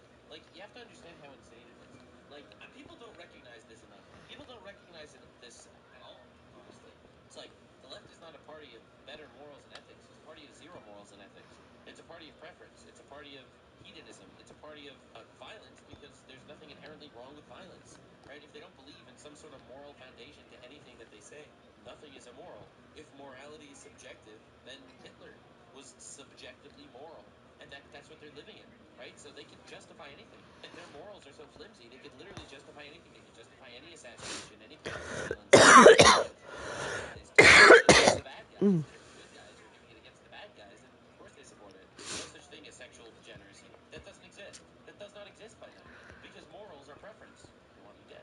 They will justify it. I think that Charlie Kirk had some of the most incredibly benign political takes that the majority of people would agree with, which is why he was so popular. That's the funniest thing, because then you see Bill Maher is an atheist. He's a leftist. He's a liberal, right? And he I goes out feel there and makes that. fun of the Ten Commandments, for example.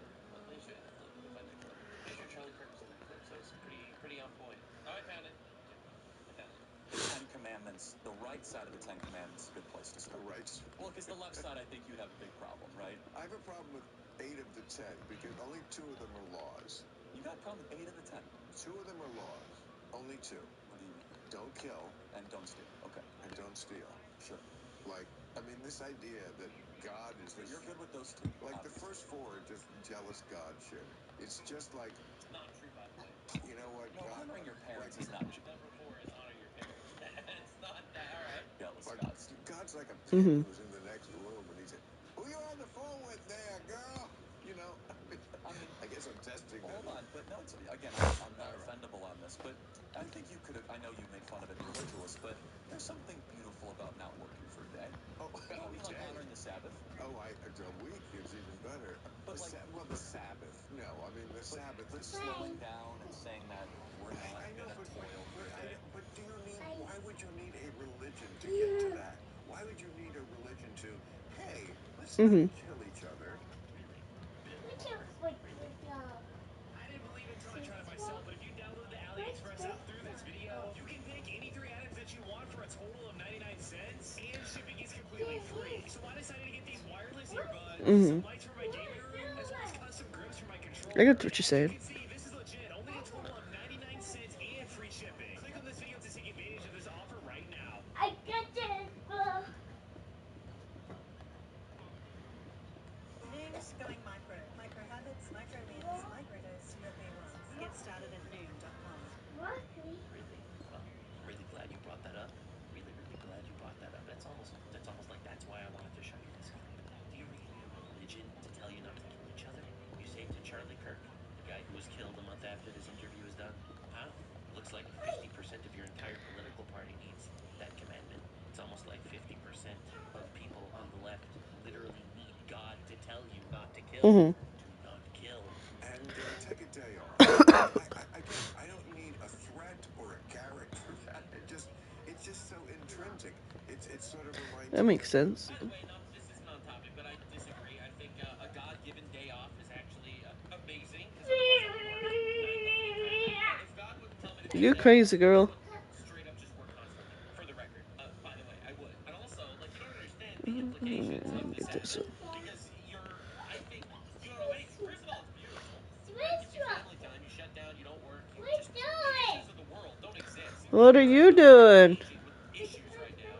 It's all about family right now, right? First of all, that's beautiful. Second of all, you do realize Crazy that girl. slaves, right? Because slavery was a thing that existed for a very long time. Slaves would get Sabbath off too. Oh, you They don't. would also get a mandatory day off from work. Take your time. As an example. All right. So again, like, this is the most moral system ever created. No one has ever given slaves a day off, ever, except for the Bible. No one in history has ever done that. Anyway, whatever. Anyway, not the point. Not the point. But yes, my point was, and the reason why I brought this up was, I guess you do need God to tell you not to kill, at least some people. So when they're saying that he should be killed, they're saying that you should be killed. Okay. And these people have the audacity to lie and call the right the party of violence because of January 6th. January 6th, where they were let into the Capitol building and none of the protesters killed anybody. Listen, I'm not a fan of what happened on that day, and I was very pissed at the right at that time. But to say that one day is comparable to a decade of Dude,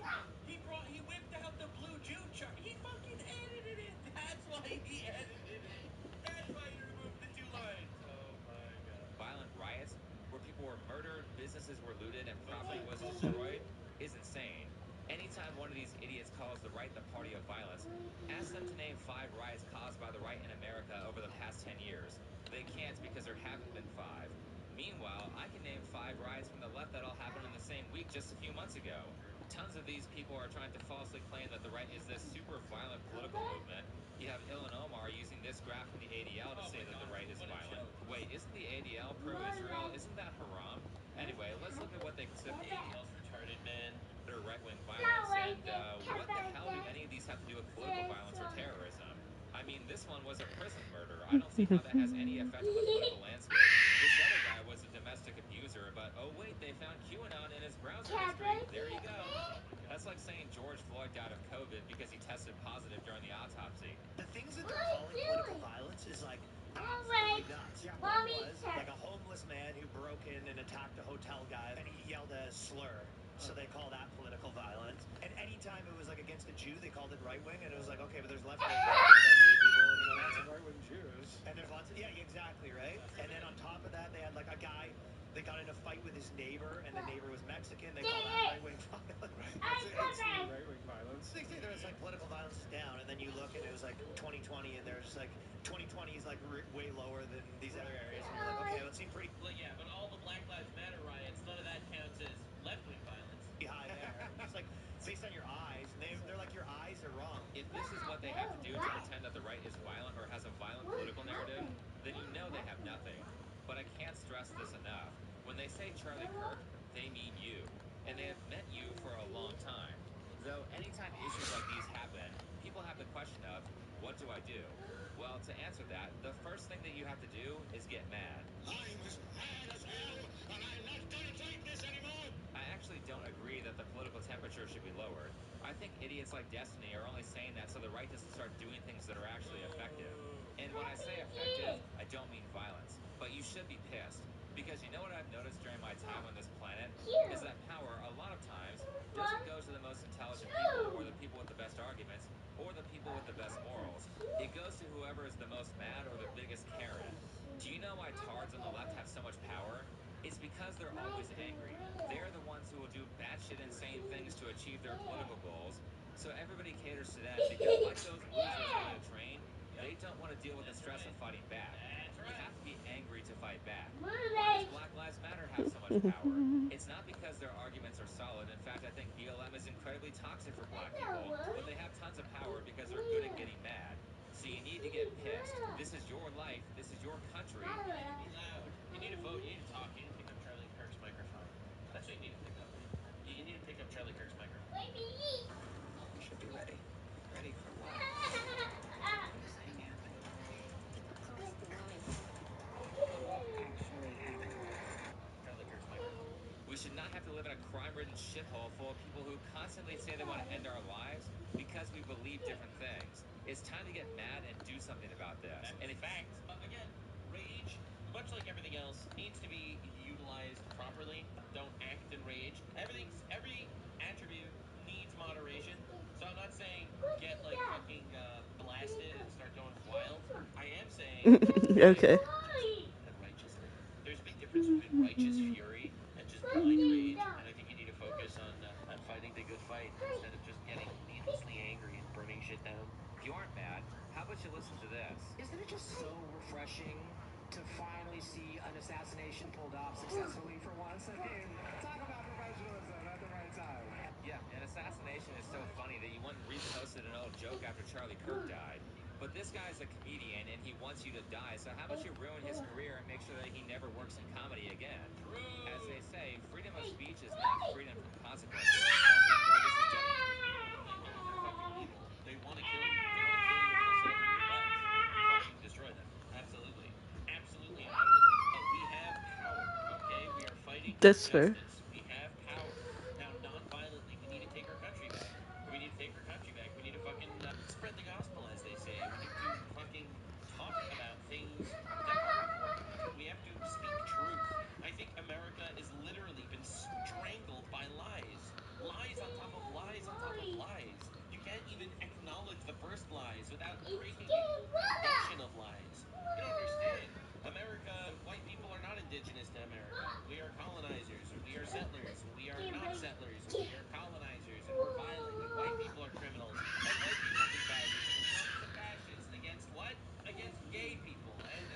You crazy girl. There's a trans genocide happening. There are so many lies in everything I just said. So many lies. You have to deal with it and swim and wade through endless lies. One of the things that I absolutely love most about scripture is that it's truth. I believe that it is pure, unadulterated, absolute honesty. And that is something we don't have today. You send your kid to school and they come home with just the wrong idea. Try watching a single piece of media produced and tell me that you don't see a lie in it. Tell you don't see that they're trying to tell you something that is literally just not true. Dude, I was watching a show. You have one episode where, they're celebrating how brave this girl is that she aborted her child. Then you watch the next show and how brave this person was to come out as transgender Okie dokie. his MAGA parents. And then you watch the next episode, and it's like, I am a white person. Birch. I am an internalized systemic racist because I was born that way. 3 back-to-back episodes, and it's like, like every single time, all of it. I feel that. Like, it's not just propaganda. It is trying its best to convince you that this is not a lie. It's crazy, man. It's crazy. Definitely a community guidelines violation. Anyone who is encouraging stuff like violence is violating TOS, so feel free to get their accounts banned. People with decent jobs who are promoting this stuff should be forced to make a career change to Walmart Yep. cashier. Agreed. Payback is a bitch, and Like, dude, you're gonna have a fucking teacher teaching my children, and this teacher celebrates the murder of an innocent man? You joking? I have no sympathy because I've had 3 different leftist dipshits try to get me deplatformed, and I defeated every single one of them. Why? Because I got mad. And use the copyright system to Again, I don't think anger is the key. I do think righteous fury is different. But yeah, all right, I'm with you. silence me? Okay, game on. Let's make this a legal battle, and when you lose, I'm going to use every legal power I have to Yeah. ruin your life. Because you tried to ruin I mine. get that. And you don't get to cry and play the victim because you poked the bear and the bear happened to be stronger. Noah Samson tried to get me deplatformed. Where is that guy? Oh, that's right. His reputation got so utterly destroyed in the fight with me that he had to switch formats and cater to a bunch of violent radicals to pay his bills. That's right. Now he's busy couch surfing and trying to avoid being served by Ethan Klein. Have fun being homeless forever, Noah. Oh, and fuck alienation. That If you're makes bored, sense. if you're angry, if you're thinking about how you're gonna get back, while you're thinking about that, what you can do in the interim is you can make a polite phone call and ensure that one of these fucking freaks is broke. Yep, get people fired. It works. Remember, they started it. Not to mention... Again, all this is legal, non-violent, and again, it's perfectly and utterly legal to do this. For the record, I do not want a nurse to worry about my health when that nurse would celebrate my murder. I really feel like this is a public safety concern. This is like the most basic self-defense shit of all time. That we gave them the chance to be civilized, and they spit in our face. So now we're going to ruin their lives, and the progress... I think more than that, we need to talk. We need to speak. We need to prove with our very actions.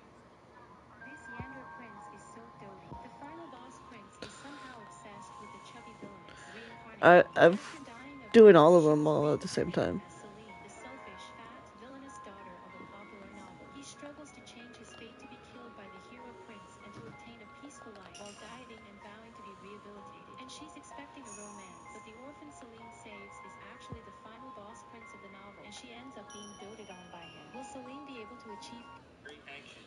I always believe that the best way to influence people, and I don't mean like manipulate them, I mean to make the world a better place, is to fix yourself. Because ultimately, people will see you as a good person with a good life, with a family or whatever, and they will want to be more like you because you're a good person. I believe that that is the most impactful way to actually make a change.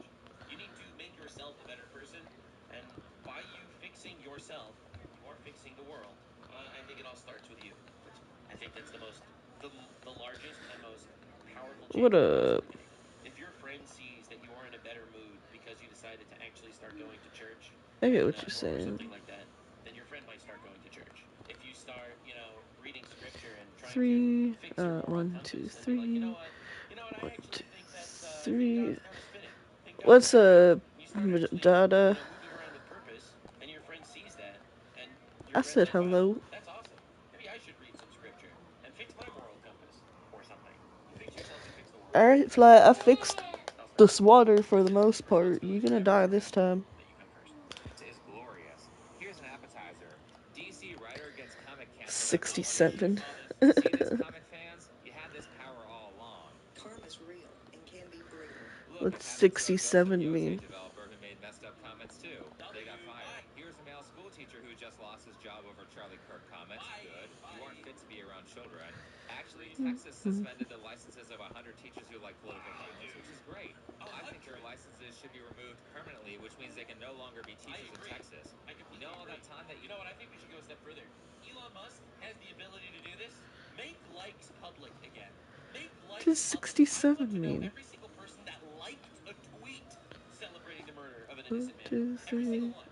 And every person that liked that tweet should not be 1, 2, responsible for my 3. safety. Should not be a teacher. Should not be working in a college. Should not be around children. Should not be around anyone. Honestly, quite frankly, should not be especially a teacher or a health professional. You know, like what are we doing? You are contributing Hello. to the celebration of a murder of an innocent man. Shut up. gone. Right. Have fun training for some other job. Fuck around and find out. American Airlines got rid of some pilots. Microsoft is afraid. And slightly related, people are saying that Ilhan Omar should be deported for, that gross immigration fraud thing she did that involved marrying her brother. Actually, it looks like she might genuinely get kicked out. No. Good. Just like that Minneapolis mayor, too. If he wants to speak Somalian, then you can go live in Somalia. I hear it's great there. And again, if there are any people out there who are trying to make you feel bad for this, don't forget that they have done this to their political enemies for over a decade. You can't. Every time someone's like, "Are you literally using the legal system against your opponents? Are you fucking retarded? You tried to jail and then kill Trump. Are you Okay. crazy?" Even play competitive video games like Super Smash Brothers without these assholes trying to threaten you and throw cancel culture at you. I mean, to be fair, you say a bad word. You say there's two genders and it will ruin your life. To make it clear, that's where we're at. This next event comes from a YouTuber who goes by Technicals, talking about his Super Smash Brothers friend Hack's Money, who recently passed after complications from a suicide attempt. After Hack's passed, Technicals gave a speech that points out that a major contributor to Hack's poor mental health was bullying and cancel culture from the Smash community, which is full of radical leftists, by the way. In response to that speech, we can see the exact same evil behavior that we see around Charlie Kirk. Need someone from the Smash community to fuck up Technicals IRL. Put a little fear into him. Lil Chud is out of control. Why? It's always someone else. That's how you know that my speech hit the right target audience, because these are the people who were crying about Leffen getting death threats. Jarvis, hold up. Jarvis, enhance. Jarvis, enhance. Yeah, it's a guy with empathy. It's an empath. Guys, it's an empath. I checked. I did the analysis. It's an empath. It's someone with empathy. It's someone with empathy. All right, anyway, moving on. Lil, they're saying that I need to be killed. They don't see the irony of it. They're like, let's keep Hacks banned for life because Leffen got death threats, but fucking kill this guy that I don't like, please. So because they dislike me, they justify wanting me assaulted, say I should be killed, I should die. None of these people are gonna have anything happen to them for saying this about me, because the people in charge agree with them, and there's no objective standard of behavior. We absolutely need to break. Dude, we have laws for a reason. Fucking destroy them. Destroy them. Don't sit there and fucking tweet. It's not like a standard where, okay, you broke this, this is the punishment. It's set it That's right there. fair. Every time I see Pam Bondi tweeting, we are taking this completely with so much responsibility. I'm like, bro, Hassan Piker is literally broadcasting and celebrating the murder of innocent people on Twitch right now. What the fuck are you doing? What are you doing? No, it's, oh, someone I don't like broke this rule? Okay, now time to actually enforce our code of conduct. And it's so blatantly obvious that that's what's happening. Right, that's exactly how social media has been. Twitch An especially. angel They wouldn't have be bad. rules, and if they like Mermaid. you, they don't enforce them. But if they hate you, then they'll just make up rules that don't even exist and say you broke them. And keep in mind, this is not just a petty get woke go broke drama. This is a workplace safety issue, which means that if a company ignores employees who are threatened or refuses to... We have to stop. This is not cancel culture. That's why I saw so many people say, you don't like it when cancel culture happens to you. No, no, no, no, no, no, no, no, no, no, no, no, no, no, no. My dear this has nothing to do with cancel culture. I don't watch soccer, so I can't take part. Hector International Airport, the easy way to get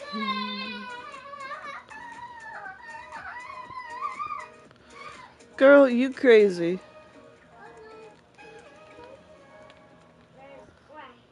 With cancel culture, you are a public safety hazard. We will destroy you.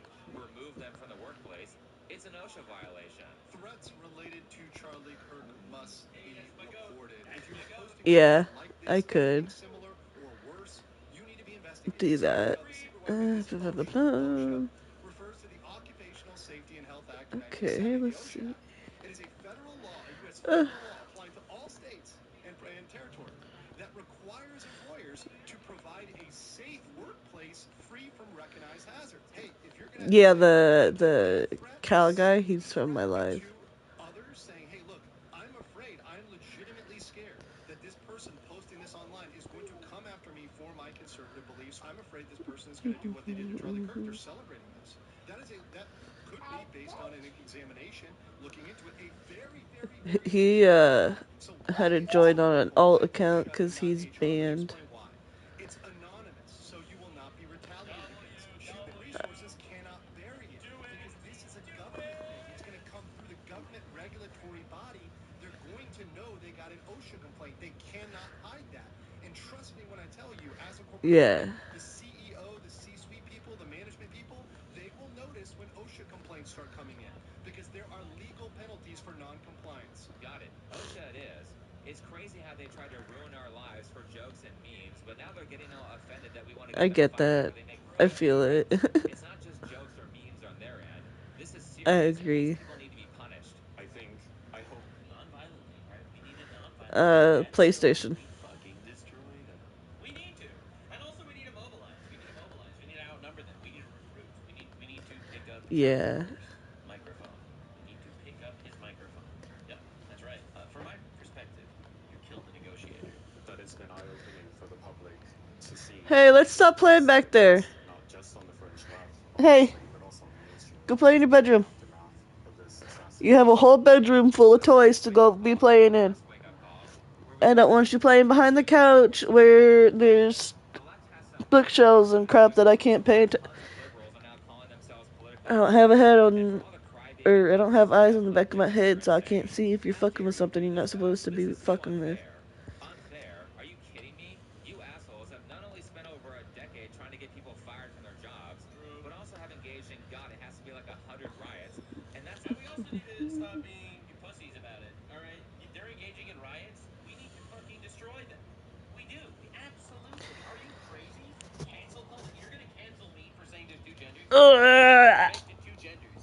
You are a perverted bitch that's here to pervert the word of our Lord. All right, I'm not gonna sit here and take this from you. Absolutely not. No way. In a battle of truth versus lies, I know who's gonna win. All right, no more. All right, you have to stop. And now everyone always says, "Live and let live." Right? Live and let live. Okay, they want to think there's more genders. Treat them the way they want to be referred to as Xi Jim. Live and let live died. You did not let our man live. You didn't let him live. Let us live. Okay? Sorry. It's a show of force. It's oppression. They're trying to oppress you by conforming to their perverted, dark, untruthful, lying worldview. Not only am I not going to enable your delusion, but I'm not going to make believe that this shit is anything other than retarded from now on. No more live and let live. not including them blocking roads. So this is probably, for lack of a better word, a very conservative estimate of all the leftist violence. You locked us into our houses for 2 years. You fucked the economy by Bye, doing that, which Adisa. caused tons of people to lose their jobs. And then you tried to force everyone into injecting a rush vaccine into their body. Actually, they did force a lot of people into doing that because they threatened their jobs for not complying. Not to mention that you tried to assassinate Kavanaugh, you tried to assassinate Trump, and you did assassinate Charlie Kirk. And you're still saying that more people on the right should die. I think that moderates and the right are being I have incredibly no generous idea. by That's what only I'm trying to starting get to you guys think. fired.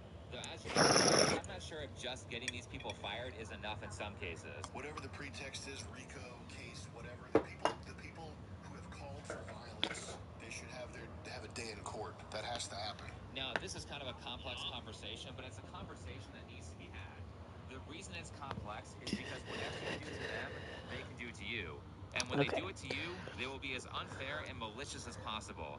Because while the left is the party of violence, it's not like there aren't a handful of people on the right saying stupid shit too.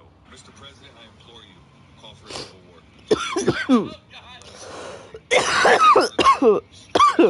flee this country. This guy's fucking retarded. Holy shit! Peaceful man. Time for peace is over. I'm willing to fight and I'm willing to die. Like, dude, I get why he's angry, but yeah, nah, bro. Nah, bro. Sorry, dude. Nope. Absolutely not. Righteous justice. That's what we're fighting for. God is just, all right? He's not vengeful. All right, God is not vengeful, God is just. There's a big difference, okay? I want to make it clear. When the Bible says that if someone takes a life, his life should be taken, all right, it is not revenge that he killed someone so you execute him. It is not. That's his atonement. His atonement.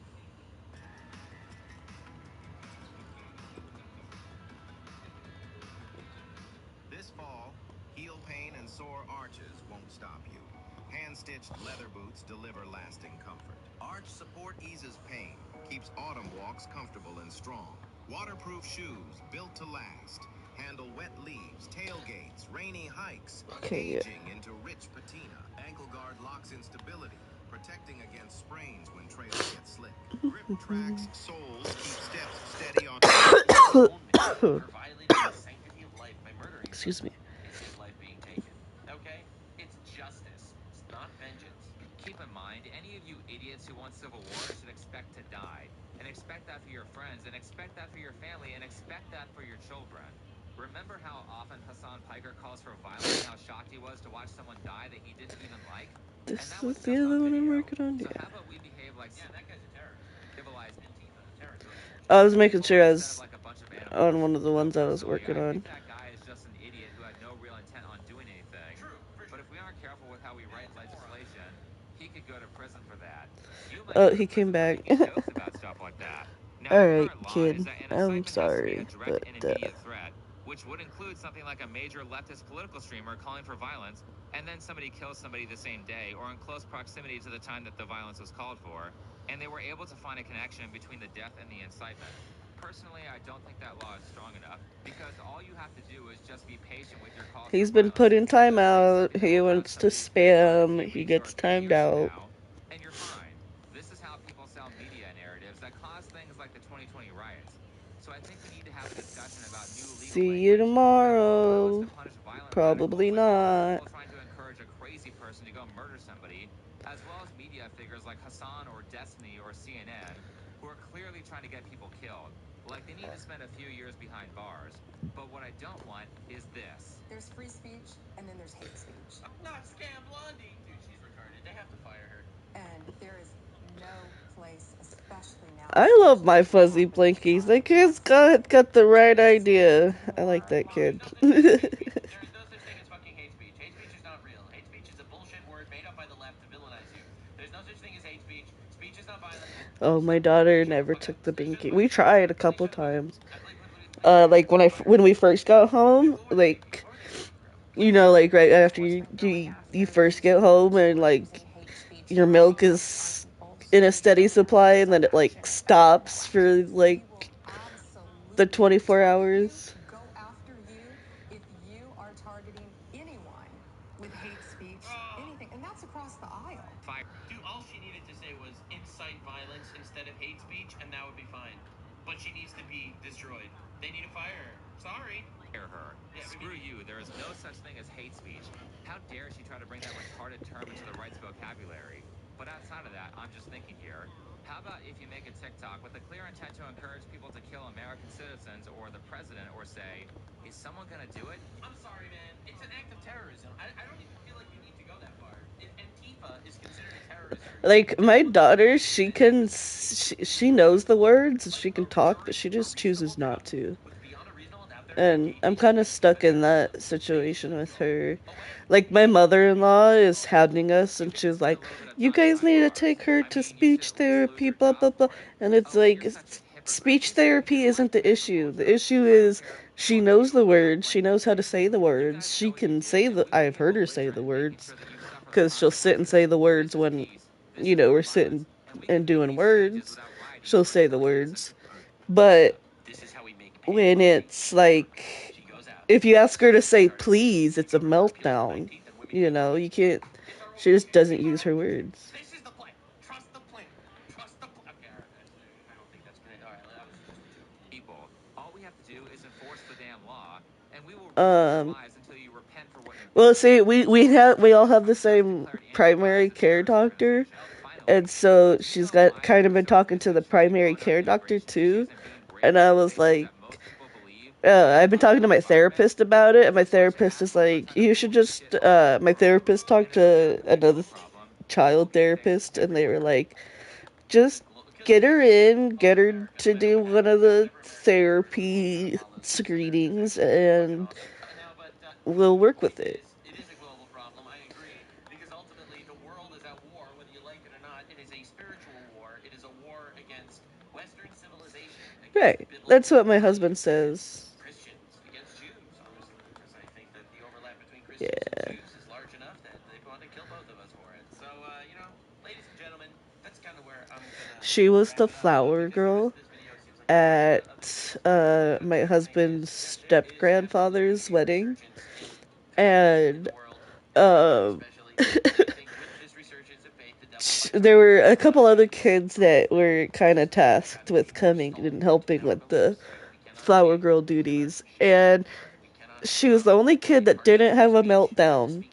But like halfway down the aisle, she kind of accidentally dropped some petals, and she stopped to pick the petals up. So like neither of the flower girls threw petals, and my daughter, the flower girl, actually stopped when she dropped the flowers and picked them up, and then she was kind of off to the side during the ceremony, and then like towards the end she got bored and she started like throwing her petals all around.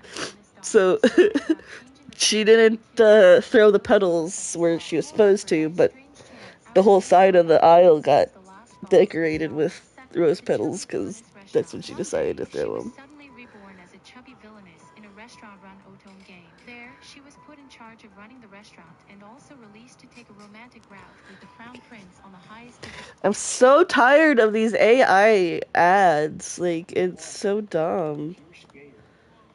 If you're really scared about what's going to happen to you, you better start telling the truth. Charlie K 911, where's your emergency? I called on the line. You found who in the woods? My sister. How old is she? And what's It her name? is. You're going to regret the day. For me, we sometimes we have reptiles or rats in the freezer, and it's like, can we get this taken care of so I don't have to look at a dead lizard every time I open the freezer? Best friend and neighbor, 14-year-old Alana Callahan. That's just kind of one of the ways you can put lizards and rats down. Comprehend how someone so young could carry such darkness within. Yeah, you just freeze them to death. Delve further into the case, an even more chilling truth comes to light. One that no one could have ever imagined. He ate dinner at our table. I treated him like he was one of my own kids. We bought him birthday presents, and we bought him Christmas presents, and we even took him on family trips with us. On January 31st, 2011, a rainy afternoon in Harlem, Georgia. Also, if they die during the winter, it's like, if we don't want to throw them away, we have to put them in the freezer. Stepped off the bus at 3:32 p.m. and headed home. Once inside, she sat down at the family computer, scrolling and updating. Although we've kind of become heartless with it, and we just kind of chuck them. We're just like, yeah, whatever. From the bus stop. She was gone for barely 10 minutes. But when she returned, she walked into what would become her greatest nightmare. As Amanda entered the house, she noticed a pair of male shoes beside Alana's shoes at the entrance. Inside, the sliding glass door to the back was wide open. And this was particularly odd for such a cold January day. The computer chair had been tipped over, and Amanda spotted red stains on the carpet, which she dismissed as Kool-Aid. But then, her eyes caught a red smear on the wall. She became confused, trying to make sense of it all, and wondering where Alana could be. Suddenly, Aaron, their neighbor and Alana's best friend, burst through the door, breathless, claiming that he had seen a man drag Alana into the woods. The kids rushed out the back, frantic and calling for Alana. Almost immediately, Aaron spotted her and directed their attention to the scene. What they saw was far beyond what their young, innocent minds could handle. Alana lay covered in blood. Amanda, acting quickly, immediately dialed 911. Ah, damn it. Despite their efforts, Alana remained unresponsive, and when the first responders arrived at the scene, they could only confirm the heartbreaking truth. I used the wrong slabs. The sheriff's office quickly responded, what did I several mess up officers there? and 2 Okay. canine units to search for the unknown man believed to have just murdered 14-year-old Alana Callahan. Naturally, the Callahan statements had to be taken, but the focus was first on the eyewitnesses. Amanda and Aaron were brought in for questioning. Right away, something struck the detectives as odd. While Amanda's hands were completely covered in blood from her attempts to resuscitate her sister, Aaron's situation was different. His shirt collar and parts of his shorts were stained with blood, but his hands were clean. Amanda was brought in for questioning, still visibly shaken, with Alana's blood staining her hands. Tell me a little more today. Oh, it's 321. It's this simple to get your dream body. Get this app called Fitbod and go to workout settings to set your preferences. If you want to build muscle, choose Build Muscle Mass. If you want to get stronger, choose Build Strength. It'll tailor your workouts based on what you want to do. Next, select the equipment you have access to. Now decide how many days a week you want to train. Then check your muscle recovery settings. The app I'll be right here. Wherever you put me. Lastly, just hit generate workout, and boom, you've got a custom program that's literally designed for you. Do it for yourself right now for free. Tell me a little more today. Oh, it's 321.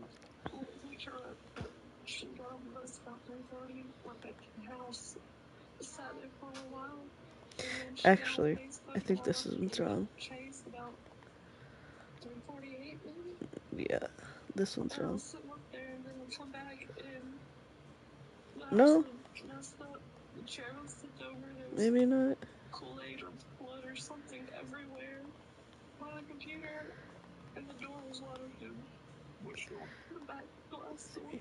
Two, and then just have an extra two. And I shut it because I thought her and Huh? just Where? playing around and shut it and locked it. And then he comes busting through the front door saying a lot of Which one? So I locked the front door. I get in the truck and I took off towards the backyard. She said we kind of took off that way. Slammed on brakes when I saw Aaron coming out of the backyard because he was throwing up because he found the line. And I went over to her body and called 911 and just told me to start taking blood out of her. You could keep the lighthouse. You could do this and then just turn this into like a lighthouse, and then just like make this all glass instead. Because I was yelling for her and he heard me yelling and said that she wasn't in the house at all. And he told somebody over there. I'm on doing all of them. No, he was walking home and he saw somebody walk through our backyard. He was walking home from where? Did he say? My driveway. I was at the end of the driveway and he come down to tell me that he couldn't come over for the next 2 weeks because of the restrictions. And he saw somebody walking through the woods towards our house from that general direction, and he went that way and he went in through the door and the water was gone. Aaron wasn't just Alana's best friend. He was also a close family friend. Aaron was a frequent visitor at the Callahan house after school, practically a fixture in their home.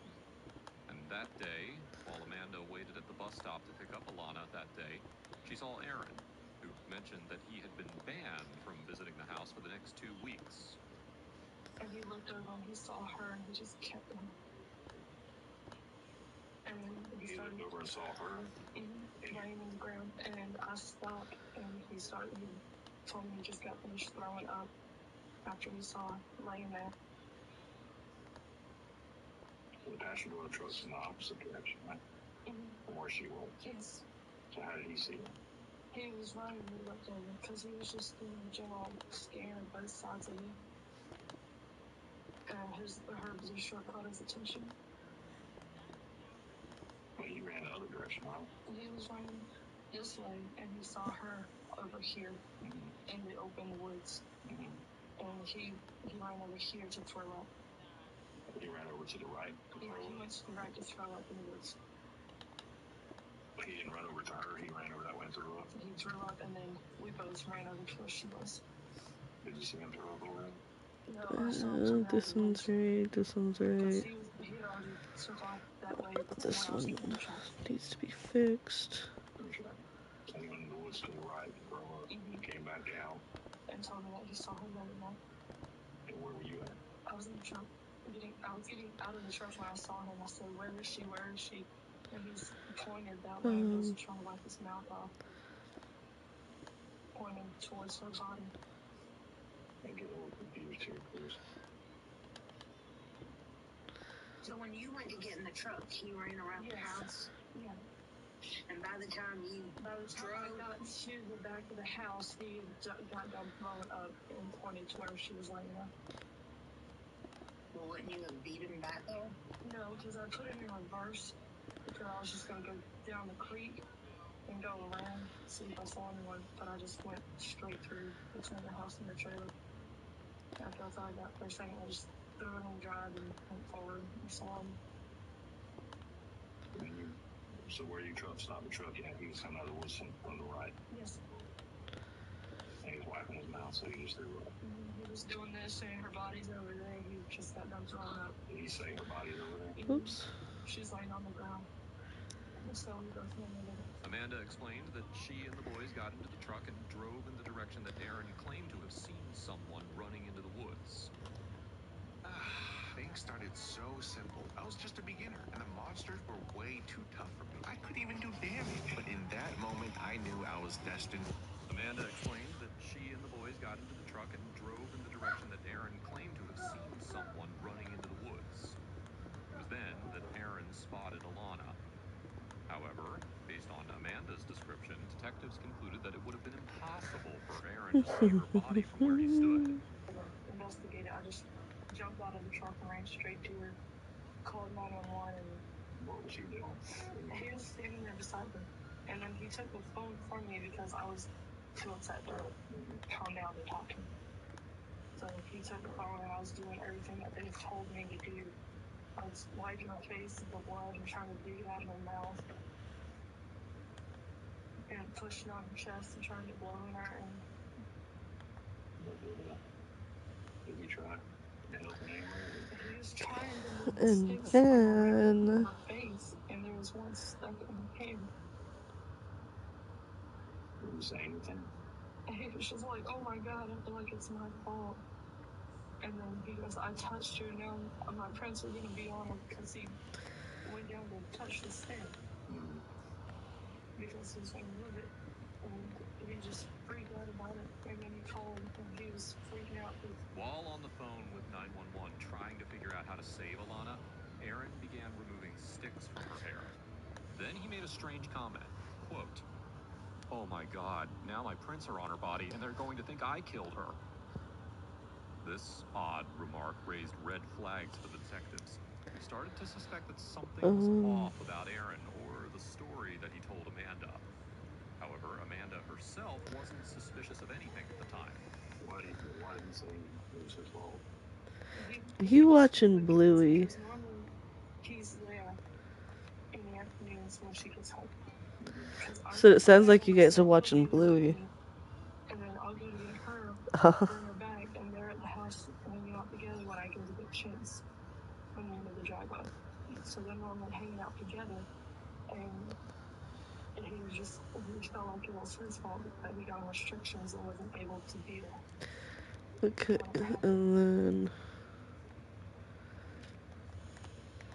What do you think? You think she was shot or what? By the looks of it, it looks like she was stabbed right here with a pen or a pencil. I don't think she was shot. You don't think so? I just the way she looked, it didn't look like she was shot. She had a hole right here going up, and her bracing was coming down her cheek.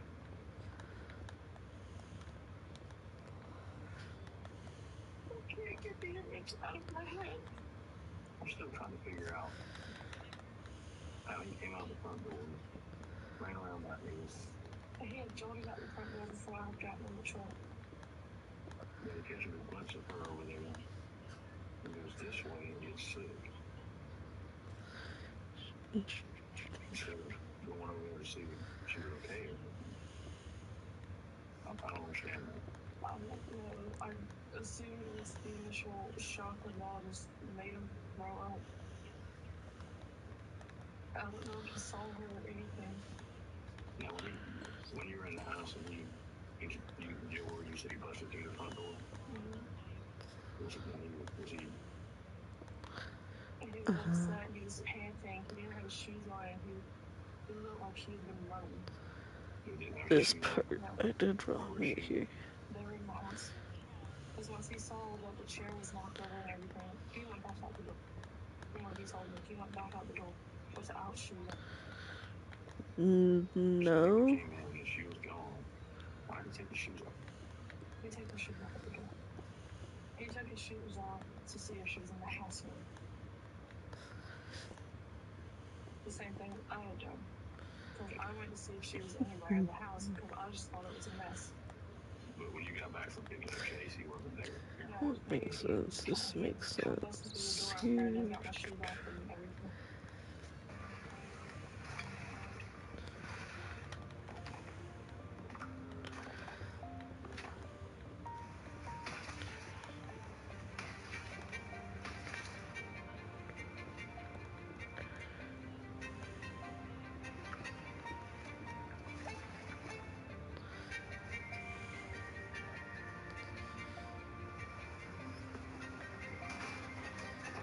There needs to be here.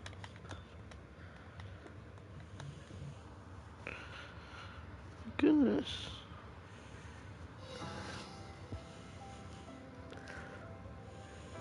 In the fast-paced world of IT, it's easy to get caught up in the tech. But behind every screen, system, and innovation, there are people. And it's people who inspire us to do what we do. Making it personal is about you. Supporting the real reason you're exploring new possibilities and connecting you with our solutions and specialists who help bring those possibilities to life. Using insights from our vast partnerships across more than 100 countries, thousands of engagements, and millions of transactions, we deliver what you need so you can focus on what's important. Think of TD SYNNEX as the how to your why. A team and the technologies you can rely on to get the job done every time.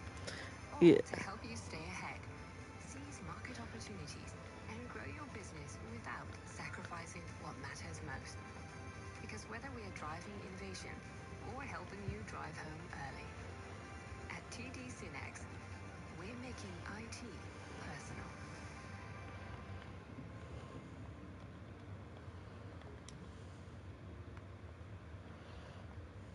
Everything. I started yelling at Lana and he came in the door. And he came in the door? Yeah. So how would you know she wasn't there? Because he had already came in. He had saw somebody from the time I picked up Alana and took her home. He had saw somebody when he was walking on the street, cutting through a path between his house and ours. And he started to follow him.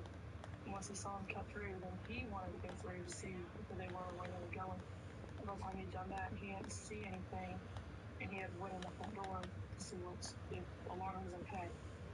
The Callahans had been close friends with Aaron ever since they moved into their home in May of 2010, considering him practically family. But a week before Alana's murder, Aaron was banned from their house. It happened on a Wednesday when Alana found Aaron inside their home alone. The strange part was that the Callahans had locked the door, as always, but Aaron insisted that he had found it unlocked. But was this just an innocent mistake? Or was Aaron already planning something far more sinister? In this day and age, danger is lurking around every corner, especially when browsing the internet. And that's where today's sponsor, Private Internet Access, or PIA, comes in. PIA is one of the most trusted VPNs out there, offering robust security, lightning-fast servers, and an intuitive interface. A VPN is a tool that creates a secure connection to the internet, encrypting your data and masking your location. It's like having a personal shield for your online activity, ensuring privacy, security, and access to content across the globe. Whether you're streaming, gaming, or simply browsing, PIA helps. It's the final game, folks. This one wins the series. Struck out with the cheap seats. Important things aren't worth compromising. At Farmers, we offer both quality insurance and great savings. Here, take mine. We are farmers. In a world where you've constantly been told what you can't do, who will you choose to be when presented with something different? Ask your healthcare provider what could be.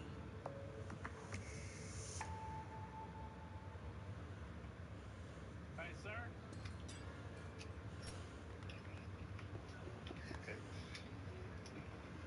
This exact moment is every dad's worst nightmare. This is the father of 23-year-old EMT Madison Clevenger. He just realized his daughter has been murdered. Police will race against the clock to hunt down her killer. Little do they know just how twisted their journey to find her murderer will be. This disturbing mystery began on the morning of May 15th, 2020, in the small town of Searcy, Arkansas. At 7 a.m., Maddie failed to show up to work as scheduled. She deeply loved her job and saving other people's lives as an EMT. Yes, So I her can hear you. absence immediately sent up red flags with her coworkers. When she failed to answer her phone, Maddie's family and one of her coworkers rushed to her house to see if she was okay. They discovered the front door locked, and Maddie completely I know what you want. Yes.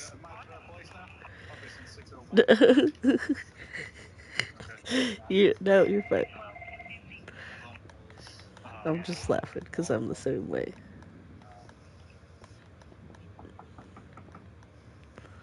Searcy Police Department. Whose keys are those? Those are her. Hello, puppy. Hi. How old is she? Early 20s. Early 20s. That's wrong. Any of y'all know family member or anything? Oh, you're a family member. Okay. Sister. Okay. Got a crab bar or something. Break in. Police are allowed to enter homes to conduct wellness checks if there is no response from the person inside and they have reason to believe that they may be in danger. However, the officer present doesn't have means of breaking in, like a crowbar or battering ram. Instead, he has another proposal. All right. Yeah, I'm back. There's a window unit back here. I think we can probably move that window unit, not the closed one because it's clearly screwed in, but the other one we could probably get in. That far window unit back here, we can probably get through there.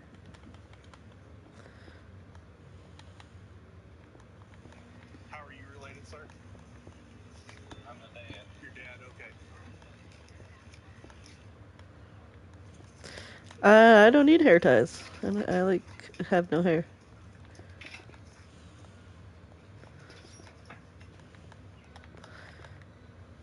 And then if you would just come unlock the door quick and Inside, Madison's father takes much longer to open the door than expected. The officer helplessly waits outside. As the seconds tick by, the realization of what must be beyond the door dawns on both law enforcement and the rest of the family waiting.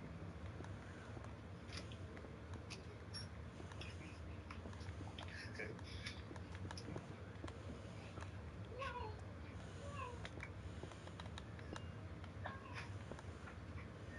Okay, yeah. She's gone. 211, 212. She's 10-7. Okay, I'm gonna need y'all to go out. I'm sorry. Sir, I'm sorry for your loss.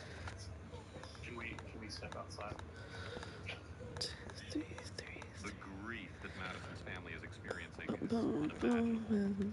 The officers are forced to keep the family away to preserve the crime scene, which only makes the situation even more heartbreaking for everyone involved. It can't be overstated how compassionate and loving Maddie was. She was an empathetic, loving Christian who slept every night beneath a sign that read, "Always pray to have eyes to see the best in people, a heart that forgives the worst, a mind that forgets the bad, and a soul that never loses faith in God." She's dead. I'm sorry. You need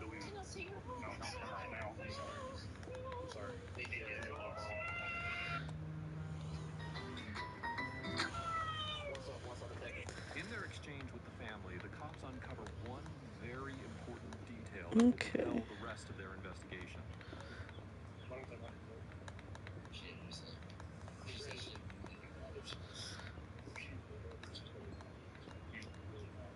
Yeah.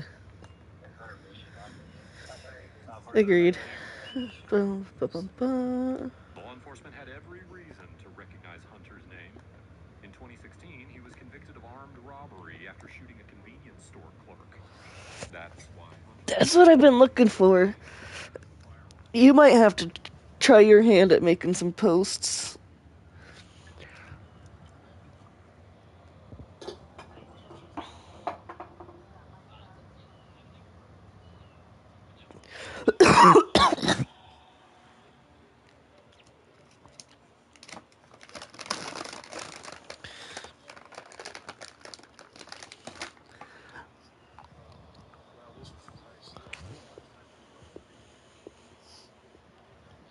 may have the settings set up to auto post unless your friends will let something like that. We can't comment on the officer's claim that Hunter is a douche. We can say, however, that his Facebook page is largely public, and it doesn't paint a phenomenal picture of his character. Hunter was the first person on law enforcement's radar for more reasons than one. First, there had been no signs of breaking and entering, indicating that whoever Right. shot Maddie had access to her home. Second, nothing had been taken from the home of value, suggesting that her death wasn't motivated by robbery. The only two items that had been taken had immense sentimental value to Maddie: a necklace and a ring, one of which was given to her by her mother. I know, isn't that so sweet? You can Thank literally you. send real shelter dogs treats just by playing this game tree. So all you do is pick a real shelter dog, literally one that's sitting in a cage waiting to be adopted, and you play a virtual game where you get to collect real goodies for your shelter dog. All those treats that you actually win get sent to the shelter dog in real life for free. All deliveries are tracked by Chewy, so you'll know exactly when your furry friend gets their goodies. You'll even get notified when your adopted pup gets adopted. Take this journey now with a dog who just needs a friend. I want to thank you for playing Treat. Victory, players. Thank you for No, I don't think so.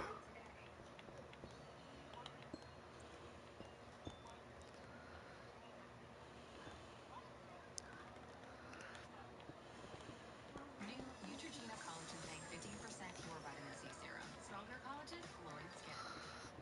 Mother. With plenty of clues pointing towards Hunter, law enforcement set up cars around his residence to conduct a traffic stop as soon as he drove nearby. Well, it didn't take long for his red Chrysler 300 to make an appearance. Still shaking hands, man.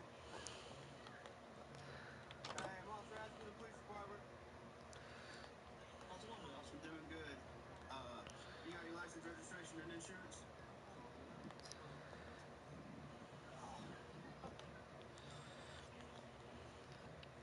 Is there anything in the vehicle I need to be worried about? Any bombs, guns, drugs, illegal contraband? You got any firearms or anything in the vehicle? Okay. Mr. Bishop, you mind taking a step out of the vehicle for me? Well, I just want to make sure there's nothing in the vehicle I need to be worried about. Okay. Well, to be honest with you, you're wanted here. Our CID is needing to speak with you. What? Our CID, our detectives need to speak with you. So I need you to step out of the vehicle and I just. Yeah, we'll let you turn it back on. I just need you to step back out here real quick, because at this point you are being detained. You're not being arrested. You are being detained. There's an incident that happened last night that you need that our detectives need to clear up with you. Okay? Be careful. You have a warrant or anything? No, that's what I'm saying. Right now you're just being detained. You're not being arrested. Okay. Okay. The choice the officer made here to disclose that Hunter was being detained before getting him out of the car was an incredibly dangerous risk. In just a second, you'll see the heart-stopping reason why. You got anything on you? Just make sure. What's that in the front of your pocket? What's that? I don't have a gun. Well, you have a holster. What's the gun?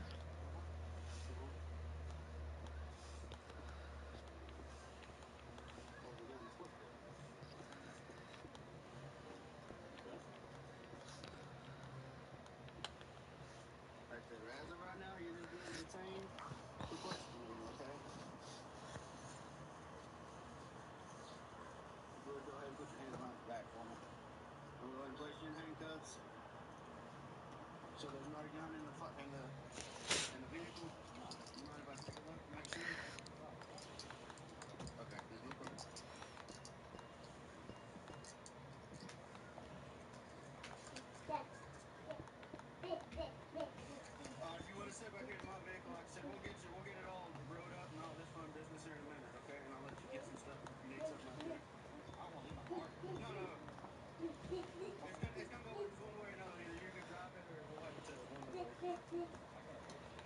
Why? Sit in the back. Just because you can't sit in front?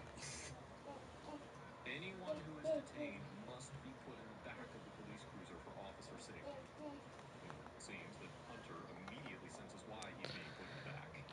He promptly refuses law enforcement's request to search his vehicle, which means that they'll have to request a warrant to search for the gun that belongs in the holster on his hip. Police knew that the gun needed to be found, but the ironic history of the gun was beyond what they ever could have imagined. While two officers on the scene make calls to get a search warrant issued, the officer who took Hunter into custody gives him a lift to the police station.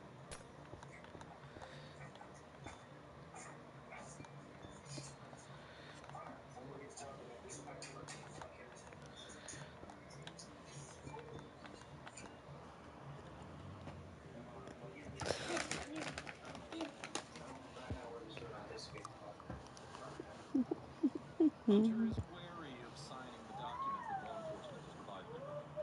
But after several minutes of complete performance, the detective can begin his questioning in earnest. However, his questions may have Hunter wishing that he hadn't signed anything. Officers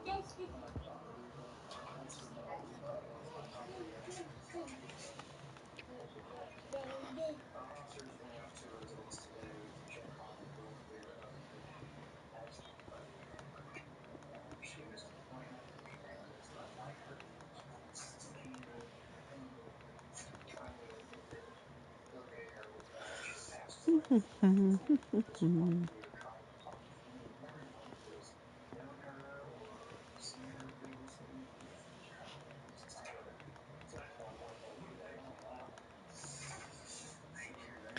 That's Hunter's always fun. reaction, which is essentially no reaction, is not what you would expect from someone who has just lost their partner.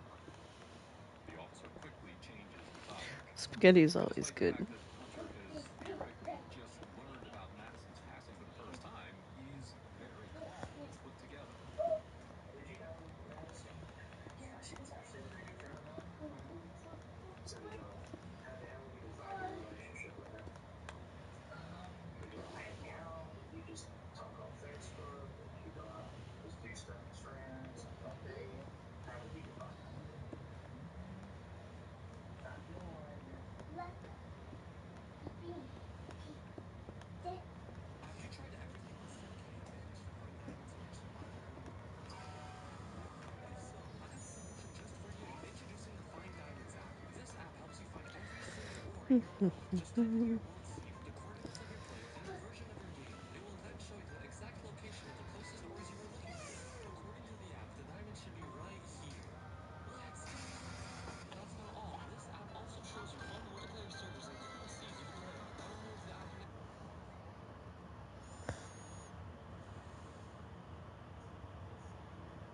Hunter's hesitation here indicates to detectives that he's trying to decide whether to tell the truth or to come up with a lie.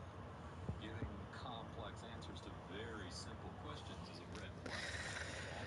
All they have to do is question each other 5 times to make up their story, or to make themselves sound better. At this point, law enforcement is already well aware that Hunter and Madison have been in a romantic relationship for some time. But what's Hunter going to tell them? you know, messed up my high school, so probably didn't see her for what she could have been, potentially. But we were excellent friends. But we wanted to see her more than just a friend. You know, I had talked to her. I talked with her about it.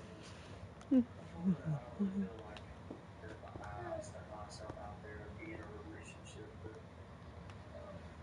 I would be right now as good as I potentially could be. But I seen potential in her, and I didn't say absolutely no. She's a sweet person.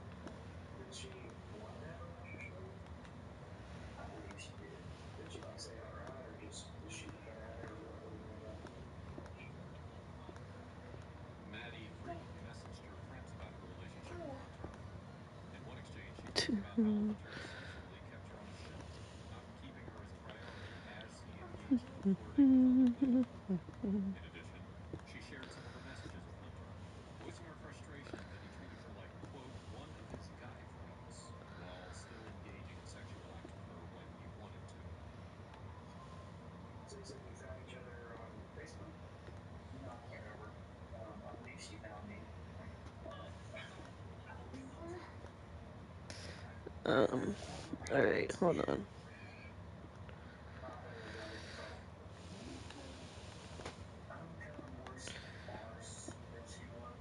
She would do shit behind my off, but I'm just kind of an asshole from now on. When's the last time you got to talk to her? It's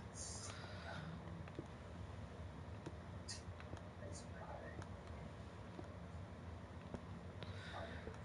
Yesterday. Yesterday. Did you work yesterday? Yeah. What kind of shift work did you have? It'd be the morning, the afternoon shift. Law enforcement is asking Hunter when he worked so that if he tries to use work as an alibi for the time that Madison was killed, they can point to the time that he's just told them his shift was. However, Hunter makes it a point to be as vague as possible. No. It tends to be so that he can change his story later. Why are you dancing on those books? As a surprise, but it will be needed. This morning, I mean, it was in high school. Yeah, you're a brat. We're still doing our investigation.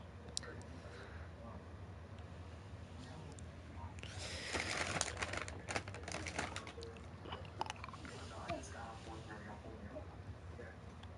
I mean, is there any way you can call me or something, or? I mean, they'll tow my car. I don't really know why, but I mean, get it on my phone. So you want at 5 a.m. Correct? What time does your work start? I thought in the beginning of this process, whenever I was done talking to her, I mean, I don't know what I can provide you. Well, we're trying to figure out who's the last person to talk to Madison. We have an idea, but we're not certain. So that's what we're talking to everyone who knows her. We're trying to figure out who the last person actually talked to. I mean, before she went to bed, I'm not sure what time it was, but she was not home tonight. Yeah. So I assume she went to bed and maybe she stayed up on Facebook. I don't know what she did. But before she even did that, she called. This goes for, I don't know exactly how long, and I guess she laid down, and I guess I laid down there. But you don't remember what time y'all talked about it? Saturday.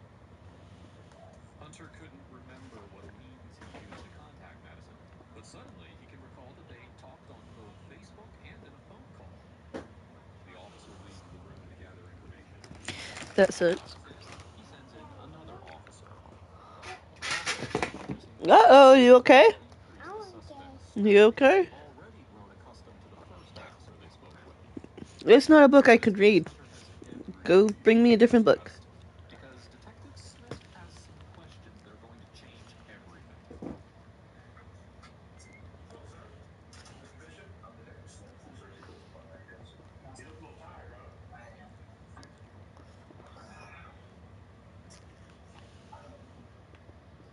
Don't compromise quality insurance for savings or your time for this ad. Hit that skip button. Or don't. Watch me skip.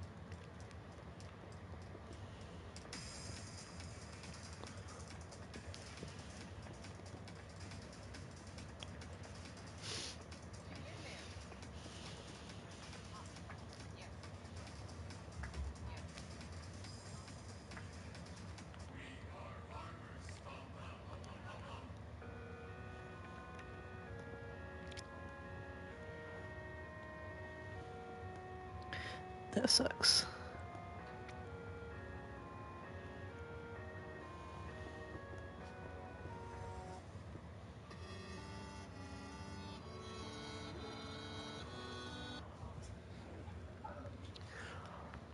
Check your bed, step out for a little bit, and you fall up on the other side.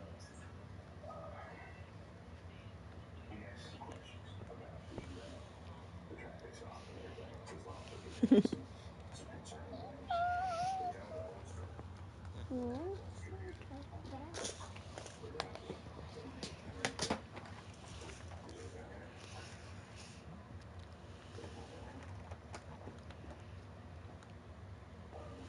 Well, be careful with that. I wouldn't want this to become a round thing when you're done there. Point the unholster.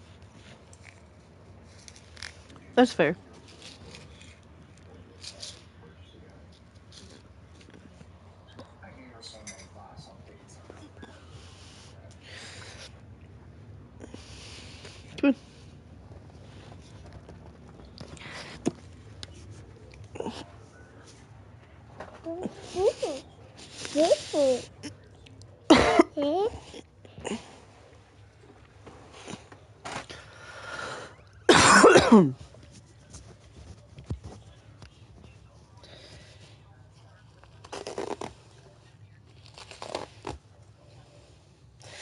Yeah, it's easier to clean when he's at work. Hey, you need to stop doing that with your legs.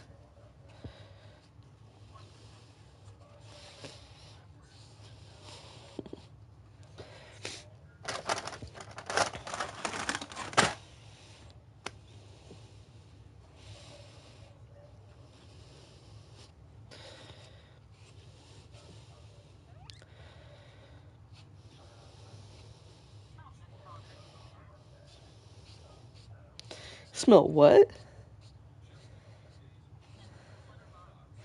Oh.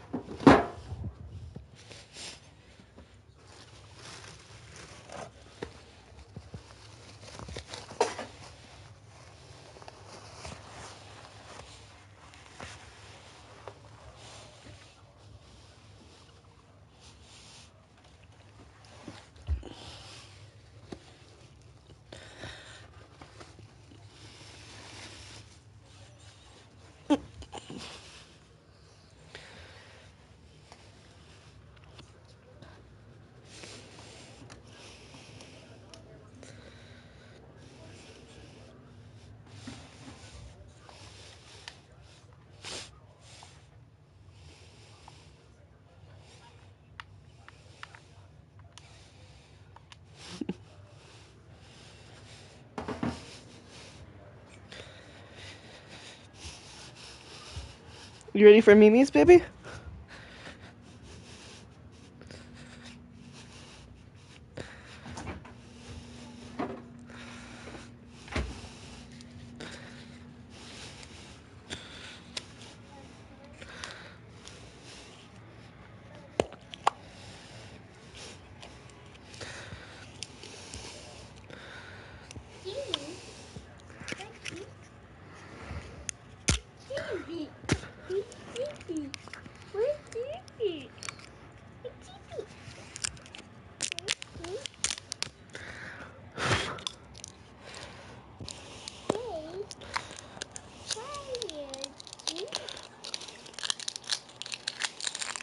You ready for Mimi's?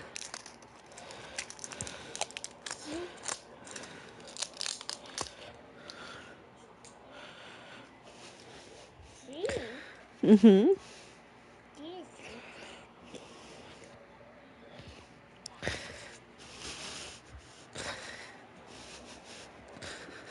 Mm-hmm.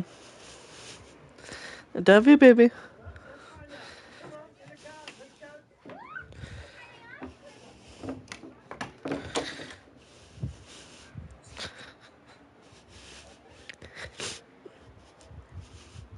That's nice.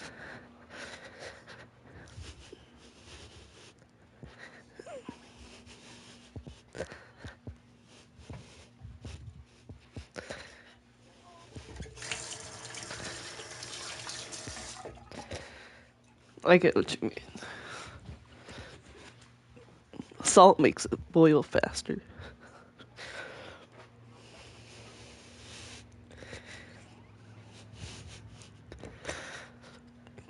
Salt makes water boil faster.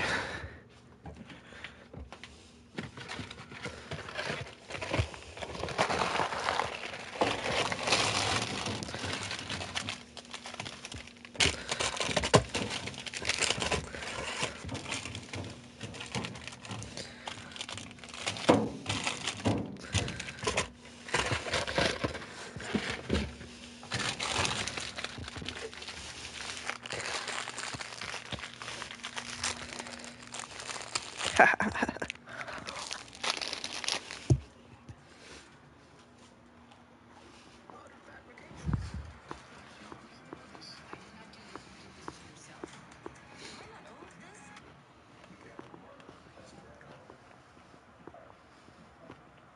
putting the pressure on Hunter and reminding him of the severity of the situation he's in, the officer is hoping that it will either cause Hunter to confess or cause him to slip up. I said, you're giving me pause. I'm willing to believe you, sir. If you give me pause by not answering some of my questions the way logical person would think. So I have problems with that. Also, after doing, I will literally submit to whatever you need. I mean, and I don't understand. I did not hurt this wonderful person. I appreciate that. And like I said, we'll look at all aspects of it. You got to think, what if when he pulled me over, I still got no idea what I pulled over. It was just to stop you and say, we need to talk to you. Well, you're a person of interest, and we need to speak with you. Will you please come over here? And then I said, what you want to do is to search the vehicle, and then we found it. It was reasonable. I'm just telling you. Well, I had no idea what I was doing. And you didn't know anything was in there. I'm not gonna buy that, bro. I'm not gonna buy it. No. All I know is the facts. Facts right now is you have Madison's gun in your vehicle. Madison's gun is missing. Madison was shot with a 9mm. That gun's a 9mm. Yes, sir. It is. I also have a projectile from the crime scene. And I will be able to tell with 100% certainty that projectile come out of that gun that was in your possession. I will tell you that for sure. That's 100% sure. My crime lines fit that, and that projectile was in very good condition, so I know that it would match. If that's the gun, it may not be. If that's the case, it's cool. The detective tries to convince Hunter that he is on his side. Yet at the same time, he reminds Hunter that the clock is ticking and his chance of saving himself is getting slimmer and slimmer. Law enforcement send in their last hope for getting answers. Detective Fritz. Mission? Hey, my name's Detective Fritz. How you feeling today? I know it's been a long day. Heads up. You want a little more? Anything else to drink?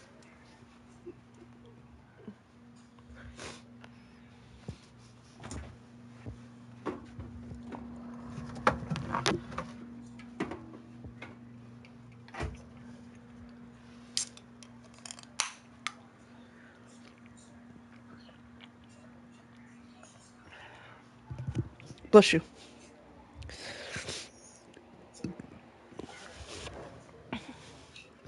next 20 minutes, Detective Fritz runs his timeline once more with Mhm. Hunter, cracking jokes and being as reaffirming and supportive as possible. His happy, charming demeanor seems to finally make a crack in Hunter's weakening armor. Because after 4 hours of interrogation, Hunter is finally willing to admit something that he's been denying. And it's a huge piece of the puzzle. I always let her know, to highly respect her, but I still love another woman, and I don't want Perfect. to do this. Okay. Bum bum bum bum. Hey, I mean, our history of loss, whatever you want to call that, I mean, it is. You have to show me that action. It doesn't show anything bad on you. I'm not saying that you led her on or anything of the sort. I'm trying to establish who it is that I'm talking to understand. You know I trust you. But it doesn't make you a bad person or anything of the sort. Sometimes being truthful is all it does. Now, there's worse things that adults can do. I don't think that's terracotta. I think that's concrete. Absolutely nothing wrong with that. Have you ever thought y'all were getting too close? No. I'm really felt uncomfortably close with you. Okay? Is she ever done anything right? No, I mean, she gets kind of ratty. You tell her no. I mean, you tell her no. Sometimes she... Absolutely. What do you think should happen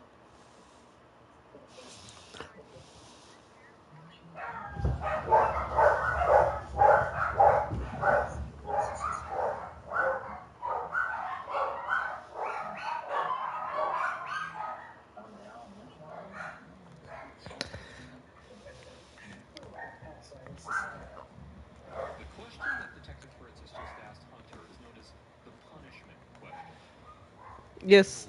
Innocent will usually give harsh answers in response to what should happen to the perpetrator, while people who are guilty of the crime in question may use more evasive language. Well, in this case, Hunter uses an evasive tactic by saying, "That's our legal system," when he says the perpetrator should go to jail. When Detective Fritz continues to stare at him, encouraging a more thorough answer, Hunter goes a bit overboard, saying that they should lynch the person who did this. After about an hour of questioning, Detective Fritz drops his friendly facade, and Hunter isn't prepared for it. Are you ready, pal? Whenever you say, buddy. Stop talking. Start dueling. Trophy Hunter now has Friends Duel Mode. Invite your buddy, pick a location, and battle it out one-on-one. Simple, fast, brutal. Hunter versus Hunter. Winner takes all. Challenge your friend. Facade, and Hunter isn't prepared for it. There's a lot of aspects about my job that I'm good at. And I think you're telling me a little bit of the truth, but you're not telling me all the truth. Okay. You've been trying to blow smoke up my back end that you think will be just enough. You're trying to Yeah, that's what I was planning. trying to play chess. I'll play chess. Okay, but here's the thing. I want the truth, the whole truth. Absolutely. Right now, what you're doing is not telling me the whole truth. So, I'm retired. I'm not always dressing words. So, My parents stayed in the house. And then we live in a home together. There's stories that you're not telling the whole truth on. So, I've got video. I've got phones. I've got everything. But here's what I want to know. I want to know what type of person I'm dealing with. Okay. I want to know, am I dealing with the absolute cold-blooded killer that dealt with somebody before, and now lo and behold, he got hold of another gun and just something's happened? Or am I dealing with the person that spread comfort and pain? The simple fact is, I've got you on video holding a gun. You've got statements and videos saying you shot the gun. That's enough right there in itself. So what I want to know is, who is the person I'm dealing with? And who am I dealing with for sure? Is it him? Absolutely not. Mr. Bishop, is it him? Absolutely not. Everything you're telling me right now is not true. Listen, I'm listening. Patient. Come talk to me. What happened? Start from the top. What time did you go over there yesterday? I don't know. It's been working after. I don't know. 15, 20, 30 minutes. I don't know. You went over your house. That was first. Start with cigarettes. Oh, hello. Go ahead and name what you were for last night. I was there. Mr. Bishop. I've got neighbors telling me. I got signed statements. Who am I dealing with, Mr. Bishop? No. Who am I dealing with? Sorry, I wasn't there. What happened, Mr. Bishop? You're sitting here telling me that you find out you did. You don't show me now. It's an emotion. So that's what worries me about who it is that I'm dealing with. Well, then how'd I do it? You have none right now. But you had video. So are you just that cold-blooded? Okay. All right. 2 years ago, by the way. So that's fine. So tell me. Tell me, who am I talking to?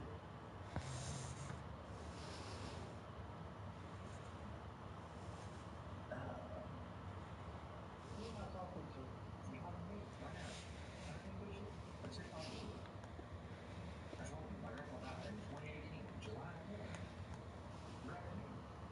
I haven't dealt with family death in about 20 years. This is the first family death and the most important family death. You were in here when I got messed up about it.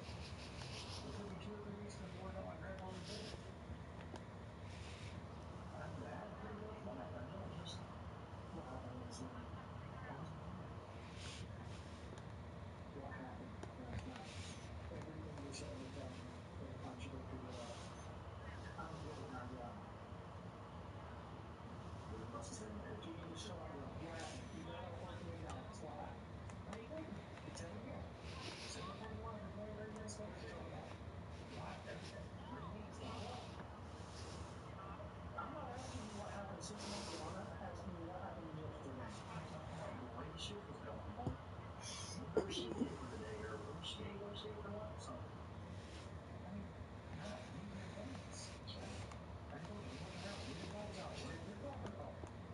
Do we complete her car? Are we completely complete? You don't know? Well, check into your veins. I'm asking you. Bluey. How you got from work to there yesterday?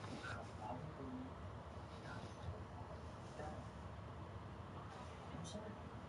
Paw Patrol. So you drove her car from your work to her house. You got in her car, drove to her house. Is that what you're saying? Okay. Most likely, I mean, I'm almost sure what happened. So then how did you get back home? Because your car's back up in McDonald's.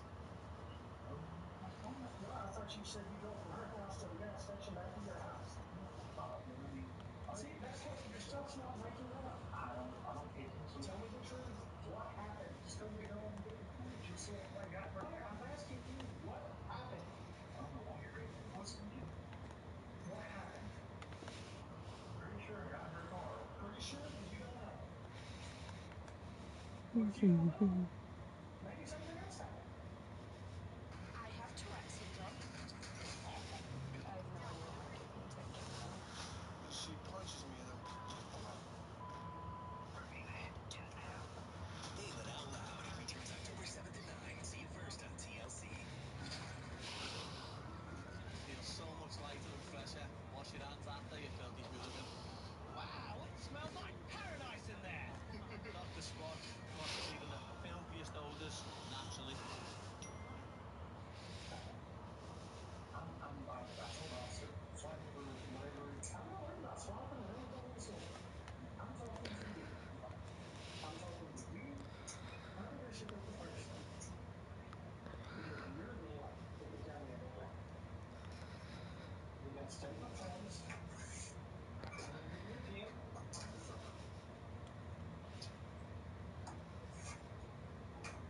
I want you to lay it all out for me. I'm going to go check on a few things, verify a few things. I'll be right back. Okay, so on your video, how much you remember? I'm not going to write a statement for you because it is obvious that I'm going to miss some details that will be better displayed or showed in video. There's no way if I take video footage, and I can promise you we'll never get that emailed to that, but I want your statement. It's called What Happened. Okay? This is your chance to write it all down or lay it all out for me. This is so that you can make it crystal clear for me. So, give me just a second. I'll be right back.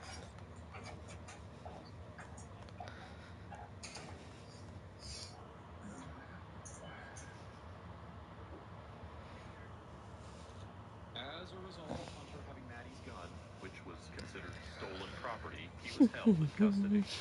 On May 21st, 2020, he was formally charged with Madison Taylor Clevenger's murder.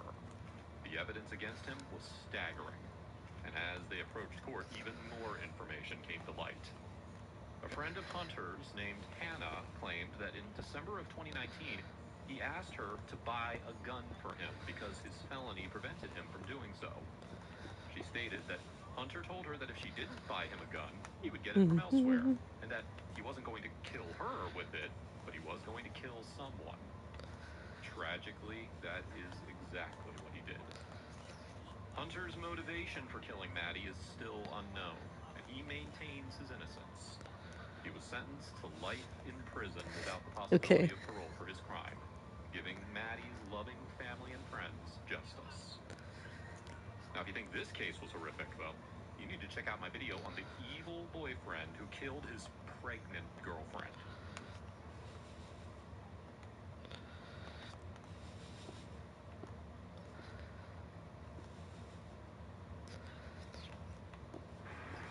It was chilling for me. Okay. I started my phone with video. Wait, this was 7 years ago? 4 years ago? You killed your father 4 years ago. You have to say it like that? Well, but and that's... don't just say it to me because it was my sister too. She's evil. I'm sorry. Your sister is? Yes, evil person. This is very hard for me. I know. I've never totally guess not. And obviously, I mean, I would deny it if you told anybody. This is 61-year-old Linda Roberts, unaware that she is being recorded in connection with the mysterious death of her 85-year-old father. In 2015, authorities believed he had passed away from old age. But 4 years later, a dark secret emerged, blowing the case wide open. Palm Harbor, Florida is famous No for its problem. beautiful sunny weather and palm tree-lined beaches. This is where Italian barber Anthony Joseph Tomaselli made his home in the 1960s. A little. Tomaselli and his wife It's had not 3 too bad. children, Charles, Mary Beth, and Linda, who he loved to pieces. In the 1990s, Tomaselli's wife passed away, and afterwards he met Cheryl Shannon, who became his lover. The couple never got married, and they stayed together until February of 2015, when Cheryl sadly passed away. Before Cheryl's death, Tomaselli began struggling with numerous health issues, and part of his lungs were removed due to cancer. Sadly, the trauma of losing Cheryl seemed to plunge him into deep misery. Seeking comfort, Tomaselli turned to his daughters, Mary Beth and Linda. However, he had no idea that his years of hard work and love for his children were about to be repaid in the most horrific way possible. On Friday, March 6th, at around 5:55 a.m., Linda, his daughter and a certified medical assistant, found Anthony Tomaselli lying in the living room. Upon seeing him, the EMTs could immediately tell that he was already deceased. Nevertheless, they moved him to the floor and attempted to resuscitate him, but it was too late. Tomaselli was declared dead at the scene. Now, since Tomaselli was an elderly man, the investigation mainly focused on making sure that there was no foul play involved in his death. Both sisters were interviewed, and their statement was consistent. Forensics later confirmed that Anthony Tomaselli had died of natural causes. With that, the detectives cleared the Tomaselli family as suspects. Like Anthony Tomaselli had requested in his will, he was cremated.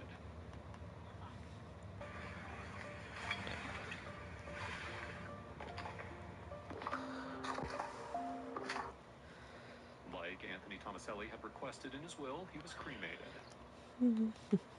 Around 4 years after Anthony Tomaselli's death, the Pinellas County Sheriff's Office received a disturbing call from a man named Anthony Marshall.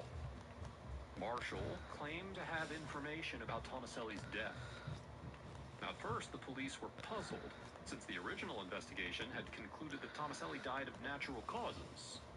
But Marshall made a bold claim, and he wasn't just bluffing. He had evidence to back it up. First of all, I know you have your computer there. Did you say there's, you have some audio of things? I have video. Okay. It's not on here yet. I brought this to help facilitate transferring it to you. Okay. Do you mind us letting us see the video? It's on my phone right now. Like I said, my phone's private. I'd like to keep my phone private, but I have to transfer the video. Can you transfer the video there? I'm going to try to do that now. Okay, that's fine. And then what I'm going to do is you go to your anywhere in this building where you can find a thumb drive. Yes, sir. And I'll give it to you. This way, this will stay. That's fine.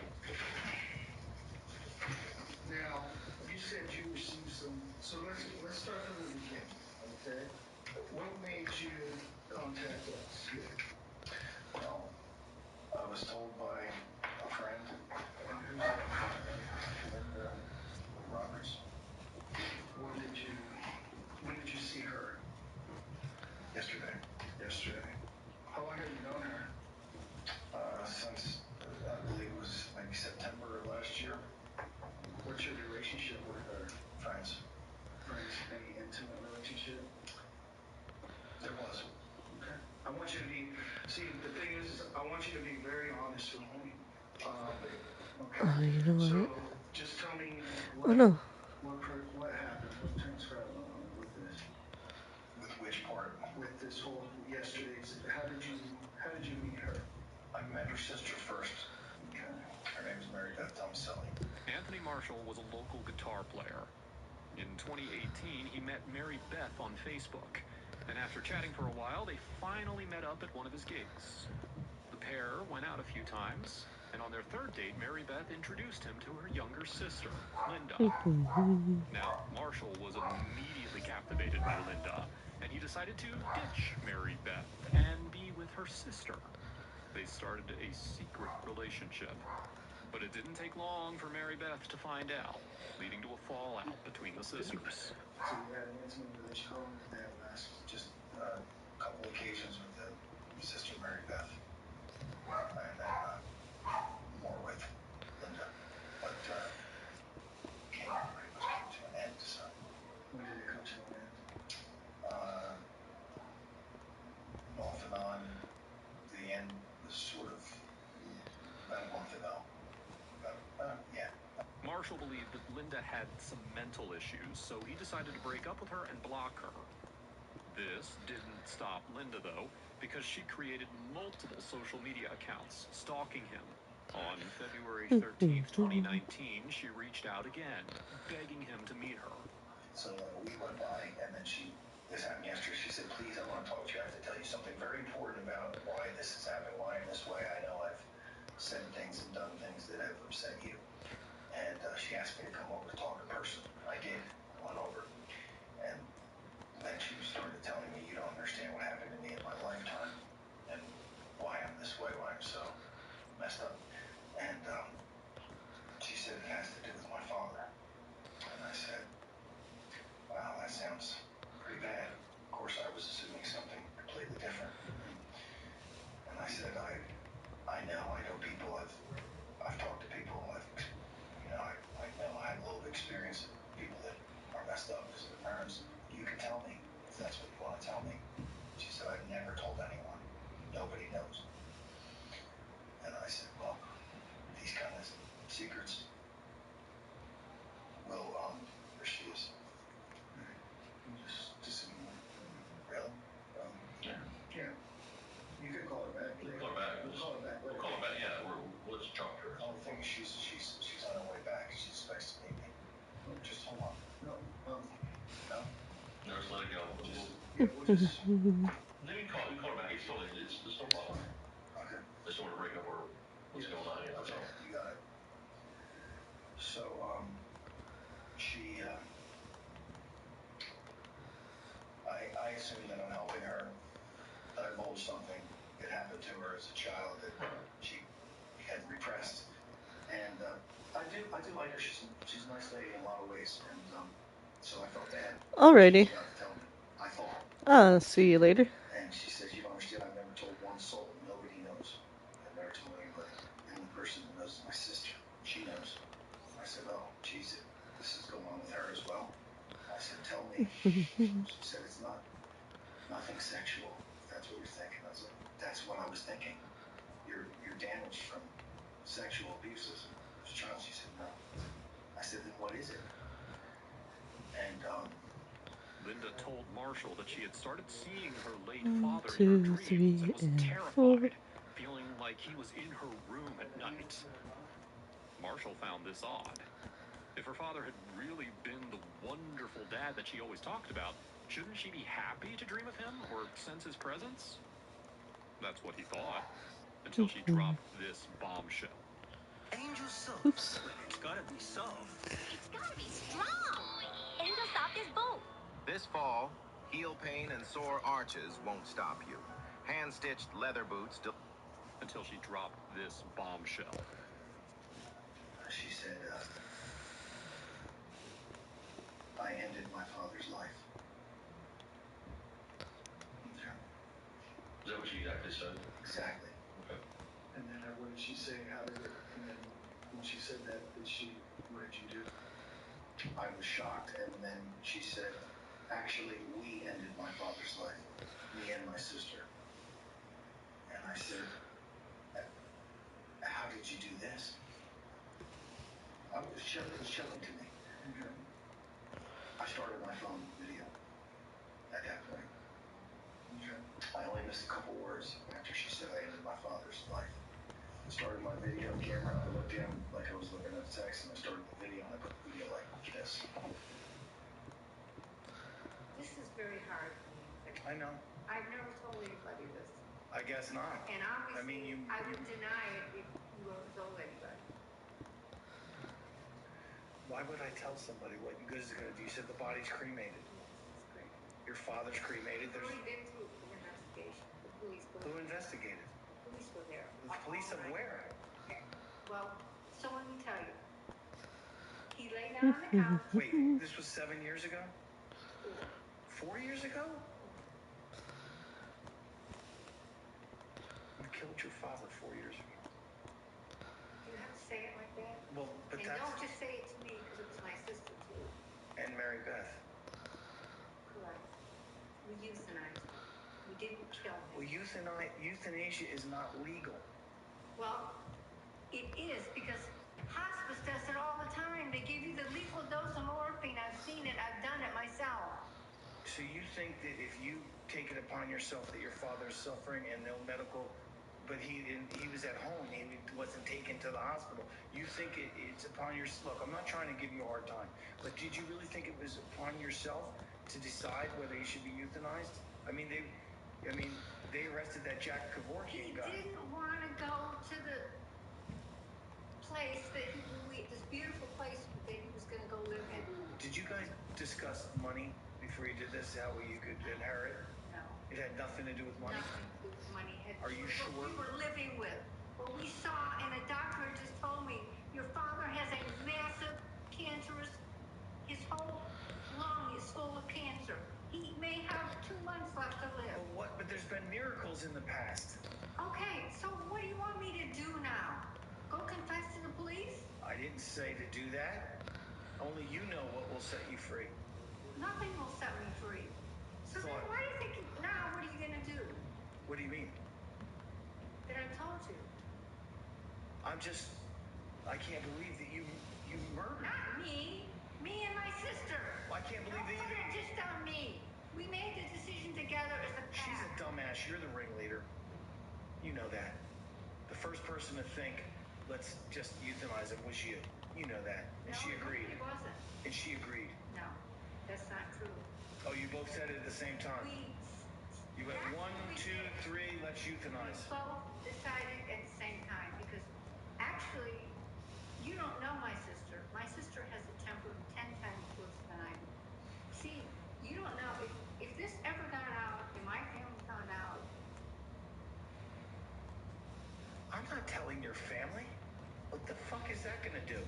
It's not going to bring him back. Bring him back? Are you kidding me? Right. They would probably try to put us in jail. Well, they will put you in jail for murder. Anthony Tomaselli had spent most of his life investing in his children, caring for his family. So it's disturbing to think that his daughters couldn't return the bare minimum of care when he needed them the most. Hang tight, buddy. We're waiting on a couple people to get here, okay? She's texting me that her window's closing. You know, if we play this right, we might be able to talk to Mary Beth. Okay. We'll talk to her, and Mary Beth will walk in from work, and I might be able to spring it out. I think that's the best way. Mary Beth's a loose cannon. But if she walks in and says, what the hell's he doing here? I might say, she just told me about that, and she might go, oh. Right. You know what I mean? We'll work it out. I got some things coming over here. Okay, thanks. Tell me. Just tell me. I know we're going to get the devices and stuff like that, okay? Hang tight here. Or do you, fuck's it. Okay, you want to try to enter down, maybe we don't need that. See it live. Catch it live. Turn a good day into a great day with live Sonos. Okay, you want to try to enter down, maybe we don't need that. Marsh's evidence wouldn't hold up in court because he recorded his interaction illegally. So the detectives got permission and wired him up. The challenge now was getting Linda to confess again. That same evening, Marsh visited Linda. And luckily, she was gullible enough to recount the whole story to him. Unknown to Linda, her confession was already working against her. But would this be enough to bring justice? Or would Linda slip through the cracks once again? The detectives brought in Mary Beth first for interrogation on March 5th, 2019. Apparently, Marshall had told her about Linda's confession, and she claimed that he tried to use it to blackmail her into sleeping with him. By the way, if you're finding the video interesting, make sure to hit that subscribe button. It really supports the channel. Now, let's dive right back in. First of all, do you have any idea why you're here? A slight idea or anything why you're here at the sheriff's office? I think I may have an idea, mister. Okay, let's talk about that. Tell me why you think you're here. It's okay.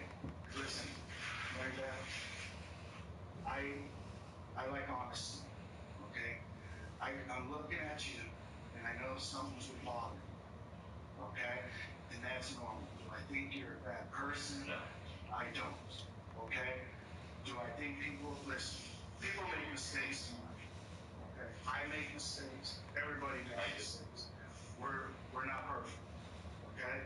However, I always raise, just like with your daughter, you have a daughter, right? You expect two daughters, right? You raise them to be truthful, okay? You expect, hey, if they make a mistake, to own up to their mistakes and just move forward, learn from it, and go from there. Is that right? You seem very honest. You just tell them the ways to speak within a short period of time. You're very upfront. And the way we were talking in the car, and the way that I can see, because I've been doing this 20 years. He's been doing this 30-something years. Okay, so I get a good read on people, and I can see that. That something's really bothering you, and you know that I know what's bothering you. Mary Beth had 2 kids with her first husband, who was a financial wreck. He squandered their money, leaving her bankrupt after their divorce. After their father died, she and Linda started living together, but their relationship had recently become strained. So I want to hear from you what happened. Okay, what happened? Yes, ma'am. This one night, Mike, I came home and my sister, who's in the medical field, she's a certified medical assistant. Oh, she's an assistant. CMA. Okay, so what's her name? Linda Roberts. Okay, continue. She said to me that she had been thinking about Dad and his situation with his lung cancer coming back, with what we're going to deal with, his dementia, him not understanding, and what it was going to be like for him. And the way we felt he was suffering, the way we felt he was suffering, that she said she thought that perhaps we could put him out of his suffering. Okay. Was this a conversation you had at first or over the phone? No, together. You were together as a We were house? laying in bed together. Okay, just making sure I understand what we're saying. Okay, continue. Sorry. So you guys were laying, it was you and your sister. Yeah. And this was that Wednesday? I believe it was Wednesday. So then what did you say to that? Well, at that moment, after everything, the way things were at this time, I had hesitations. However, I understand I don't have the right to take someone's life, if that's what you're asking. Okay. I know right from wrong. Okay. However, I felt I couldn't see my father at 88 going through, sorry, I just shut up. That's okay. Going through this surgery. I didn't think he was going to make it through the surgery. This dementia. I couldn't handle watching my father suffer this way 24/7, the way he was going. And unless you lived Excuse me. saw him, and I was with him from Friday night through Sunday morning when they went to work. I was the one that was with him. I honestly felt that I couldn't watch my father suffer this way. So I agreed with her. And what was the plan? Her plan was my father took sleeping pills at night.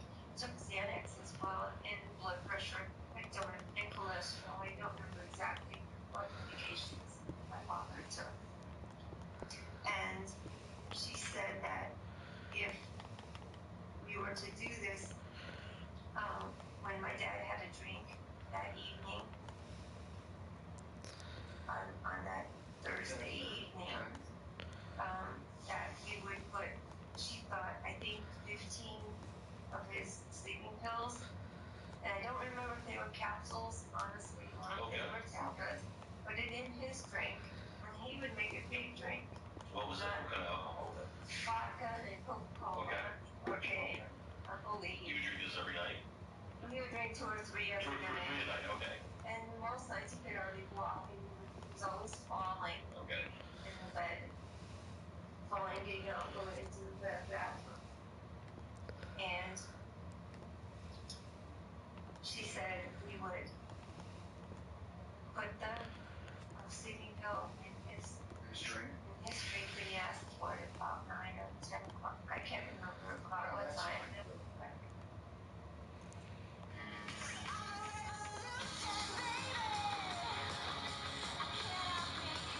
For it about 9 or 10 o'clock. I can't remember about what time it was like. 6 of them in a little bit, because he had a drink every night anyway. Who had a drink? My dad. I said, just put him in a little bit of alcohol. 6, 7 of them. And stir him up.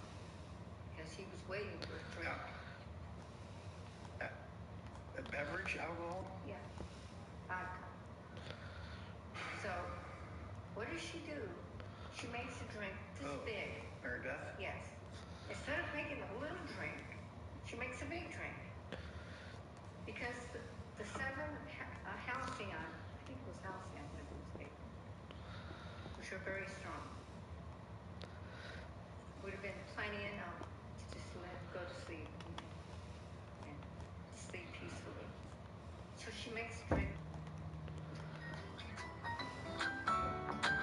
this big.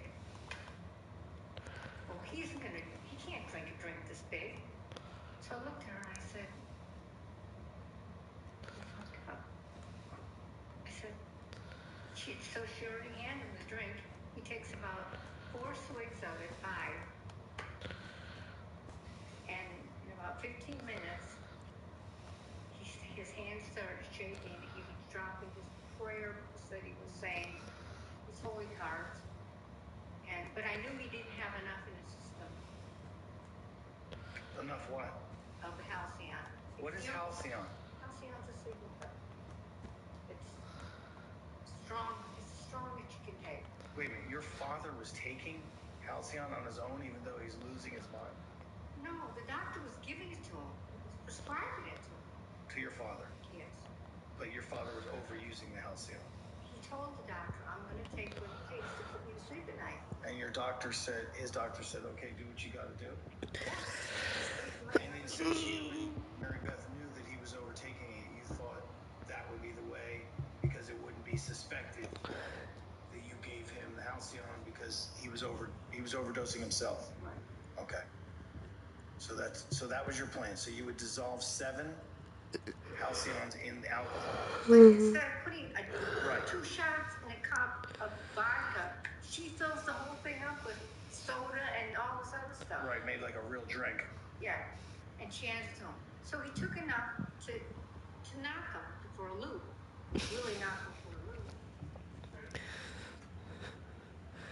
This is very hard. I know. I've never told anybody. While the sisters thought that this would be a smooth process, things didn't go as planned. To their surprise, Tomaselli opened his eyes right away. That's when the sisters decided to use a pillow to suffocate their father while he watched them. But even that wouldn't work. We have to get a washcloth, put it in his mouth, and we're going to have to hold his nose and Hold his arm. to finish that stuff. Okay. So at that time, I believe I held his, I don't know how I held his nose, and I had to try to hold his arms down. So you kind of pinned him down? Yeah. Okay, so his hand on his was he fighting? So he was fighting? He was fighting. Of course he was fighting his way out. Okay. So then... But did this happen, I mean, it didn't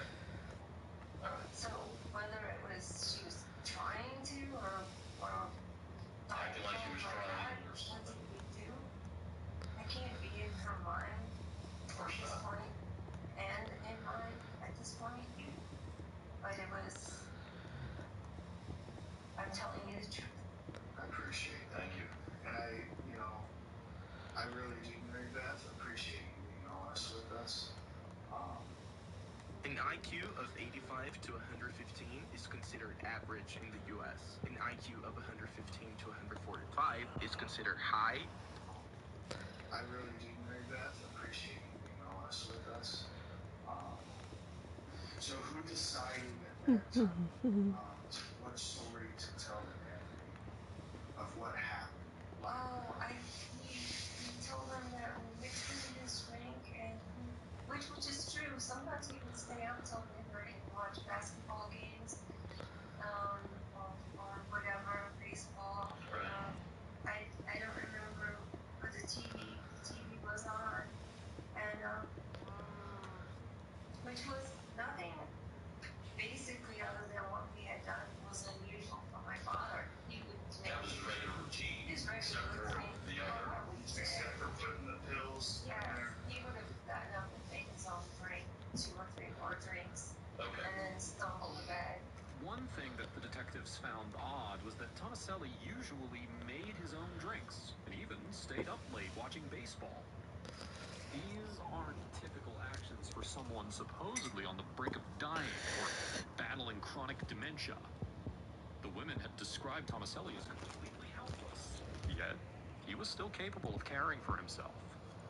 And then, I don't remember all the questions, but they asked, who's the person that fills your bottle? He had a pill bottle. Pill count. Pill count. And I was the one that filled the pill count at night or once a week. And so I had to everything, came out just exactly. As it should, because you didn't use any of those. I didn't use any of those.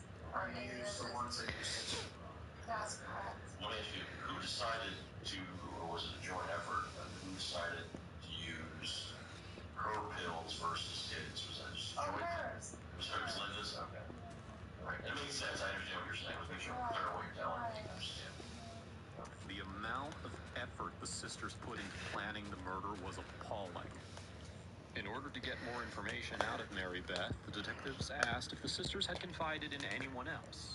Who else have you told about this or talked about it? I know who was there, but since the only person is this monster of a man that I met this. You mean he's a big person, or what do you mean? No, I'm saying he is a very bad. He's a bad person, is what you're saying. Okay. I met him. I went out with him 4 times. All right. His name is Anthony Marsh. Okay. He sat me down on the couch, and he said, I want you to tell me the truth. He said, your sister told me something, and I want to hear it from you. I want to hear what your side of the story is, opposed to what she said. And right then, I knew that my sister had obviously told him. Right. And he said that she told him that it was my idea. When the detectives wired Marshall for a conversation with Linda, she revealed that Mary Beth was in debt and needed to pay it off. So the money from selling their father's house and properties was supposed to help her. However, Mary Beth denied this, claiming that she wasn't bankrupt at the time. To uncover the truth, the detectives asked if money was ever a motive. Money was never the object of it. It was watching my father suffer. I've lived on my own. I dated off and on, but no one serious. I took care of myself. Okay. I didn't do it for money. I understand that. That never, ever. It was not part of this. If it would have been anything, I would have signed the money away. And honestly, whatever I inherited, it went all to my children. I did buy a condo, a mobile home, and I did buy my father's car, and the rest went for my children, my grandson's private school and so forth. Not that I'm trying to. No, I'm just trying to get a clearer picture of what's going on. So she told him it was my idea. I did it because I had filed bankruptcy. I had no money, and it was. I did all of that. All of it not true, though. And I know it's not true. It was actually, it was my sister's idea. Just like you just described it. It's Yes. exactly how it happened. However, unfortunately, I'm not playing tit for tat or anything, but we have had a very rough year because my sister is a pathological liar. She's evil. I'm sorry. Your sister is? Yes. Evil person. I hate to bring this part of this up, but it's going to come out, and I don't want to try to get into your business too much. This is 4 times that you saw this Anthony person you're saying? Yes. Did I have relations with him? Yes. Yes, I did. Yes, I did. Okay. And then you decided to break it off, and all that's still true? Yeah. Just happened the way it happened? Yeah, I have it. I blocked him immediately that night. I did, and I've never, ever, and she, till this day, she still thinks that I have a secret way of talking to him and so forth. She's jealous? She's jealous of me. Even though you're not, that's not happening? No, I found a wonderful man that I've been dating now 6 months, and the most remarkable person I've ever met my entire life. Right. And she was jealous of that. And she wanted that. So, she wanted that. So I'm starting to see where we're going here. Okay. So, let's see. After concluding the interrogation, the police had no choice but to place Mary Beth under arrest. The detectives thought that they were a step closer to solving the case, but what happened next revealed the true extent of the sisters' deception. I have Tourette syndrome. I have no idea where my kicking tick came from. She punches me in the... Sorry, I had to do that. Balin Out Loud returns October 7th at 9. See it first on TLC. Mr. Monopoly sings love songs for rich people. Come on and squeeze my assets. Squeeze them good. 17 CDs filled with fiscally sound advice. Mega hush my heart. Still a little feeling now. Mega hush my heart. Deep in trouble, we can't roll doubles. We are trapped in the jail of love. Yeah. But what happened next revealed the true extent of the sisters' deception. That same day, at around 12:30 p.m., the detectives brought in Linda Roberts, unaware that Mary Beth had already given her statement. I was looking at a report. So your father's deceased, right? Yes. Okay, can you tell me a little bit about that? About what? About what happened, what happened? What happened to my father? The doctor, well, he had, his companion died 3 weeks prior to him. And he had dementia. Okay. And he was going to go into Brookdale. Okay. My brother and sister had all decided he was going to Brookdale. Okay. So he didn't want to go there, but he had to go there. It was a beautiful place. Right. And my sister and I moved in after Shirley died to help take care of my father because he had nobody. So I could hear my father had lung cancer 7 years ago. Okay. And he was with Shirley, so I wasn't involved in his medical care during that time when Shirley was alive. Well, when I was there, my father he said he felt like he had a stabbing pain in his chest. And he had this awful cough, very productive. And so I recognized that something was wrong. So my niece, who was also staying there, I said, call the doctor, make an appointment. You need to do a chest x-ray, see what's going on in his lungs. On the night of March 5th, 2015, Tomaselli's doctor called his daughters to inform them about a new mass found in his lungs. At that point, medical examiners had not yet confirmed whether the mass was cancerous. He was adamant about not going to an assisted living. And what did your mom say and Linda say about that? They argued with him about it. Like, you need to go. You need to be watched 24/7. Like, kind of like they felt like it would bother me, which my grandfather and I had both agreed that it was not a problem for me to stay and take care of him. He was happy at this point. Right. You know, he was happy playing cards with me and watching Price is Right all day and going to lunch. Like, he had a life. He did not want to be stuck in an assisted living facility with old people, as he called it, because I'll just die there. And that's what he said. Okay. He did not want to go there. But they were not happy with his decision. The That's nice. 2 nights prior, my mom and my aunt were there. Did they always stay there? They didn't. I was staying there. Like, they'd come visit him, but I was the one after Shirley died that they wanted to move in. He said, my dad told me, my sister, he said, I don't feel good. He says, I'm going to lay down on the couch. And they had 2 rockers on either end. He said, would you mind staying up while I lay down here and sleep? Well, we said, of course, sure we will. So he went to sleep, snoring away. And it was probably about 2 in the morning. My sister said, why don't we go lay in Dad's bed and get some rest? He's sleeping, he's quiet. The detectives were certain that Linda was going to waste their time with lies. So they cut to the chase and, using direct confrontation, let her know that they had seen the footage of her confession. They gave us a very detailed account of what happened, so I'm just trying to tell you, there's no mystery about what happened. They gave a detailed account? Yes.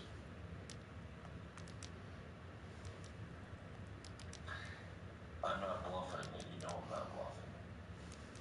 And I'm not. And I'm being upfront with you. Okay? And I know things, and I just, it's time right now for you to, you know, I know it's been weighing in on you all these years, which would be understandable. Okay? It would be understandable. That's normal. To weigh in this much.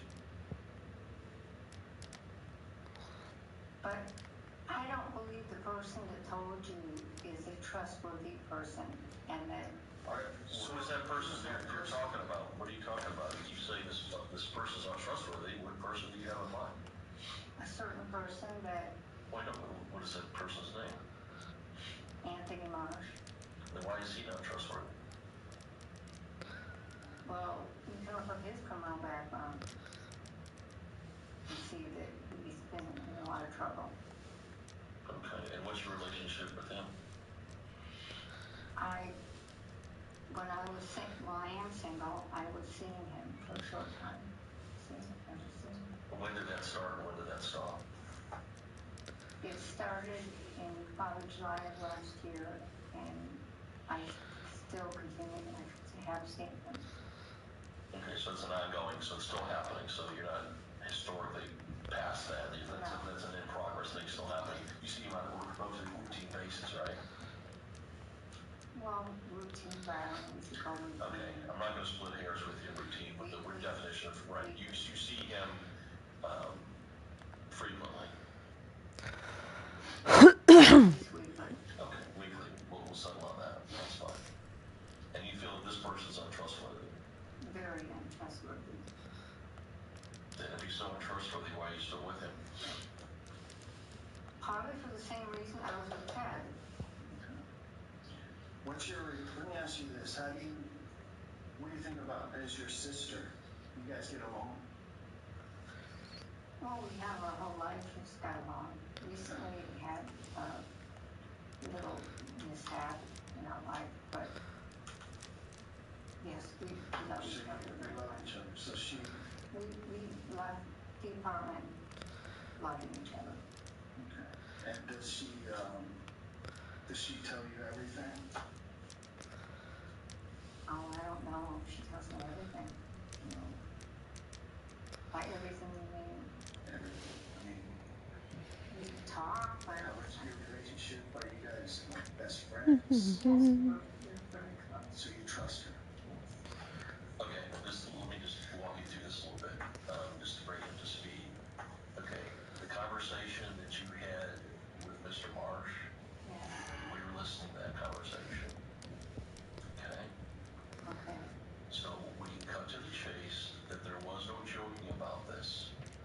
I have additional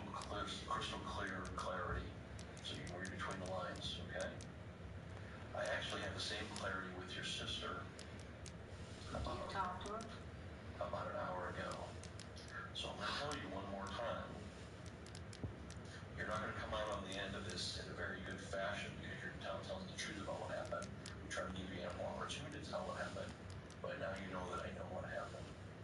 I wanted to know who told it. I just told you that. Okay. So we're going to cut through the BS. Agreed? Agreed. Okay. Now answer his questions and let's move forward with this. Okay? You understand? I understand, but you don't have to be blunt with me.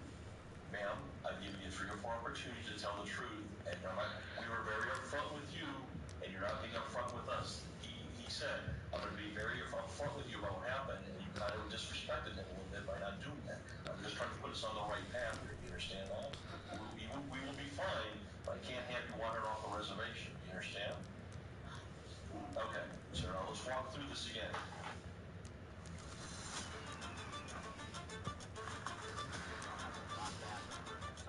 See it live. Catch it live. Okay, so now let's walk through this again. So talk to us a little bit now. Okay.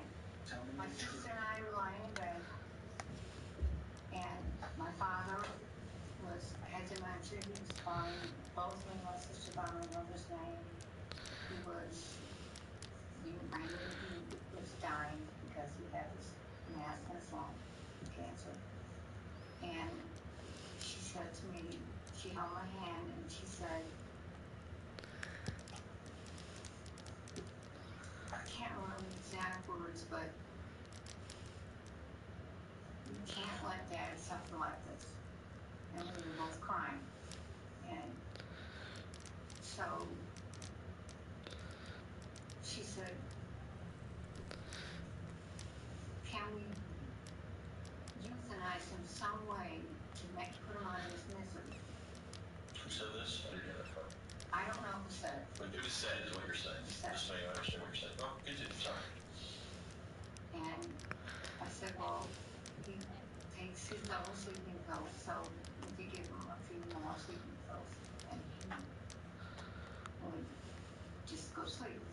With the truth now established, the detectives wanted to understand Linda's thought process, mainly to figure out what motivated her. While Linda Roberts was in a relationship with Marshall, she was still seeing her abusive ex-husband. Her marriage had been physically abusive for years, with the couple repeatedly separating and reuniting, even after Linda had obtained a restraining order. What made the decision to do this? Why did it prompt that night? When the doctor called and told me,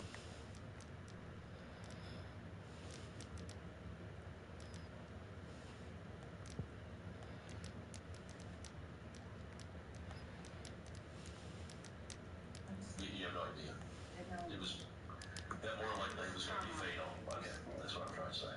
Okay. and he was in such misery and mentally so out of it that you know the rest of the story. I guess let me ask you this. You must have been torn about this. I mean, I was terribly torn about it. I understand. You had your father that's there and he's suffering, but ultimately this was not proper or not lawful. Let's put it that way. You're a smart person. At the time, I felt I was euthanizing my father and helping him. I understand that. That is my honest answer. Okay, but looking back and looking at it, I mean, you're smart. You got your certification for an assistant, okay, medical assistant. You're a smart lady. I mean, do you think that's lawful for someone to do? Take the morality out of it. Anthony told me no, it was not lawful. You don't know independently of Anthony telling you that whether that was right. Forget was it morally right or anything. I'm just saying lawfully, you had to know that was not lawful. It was legal to do that.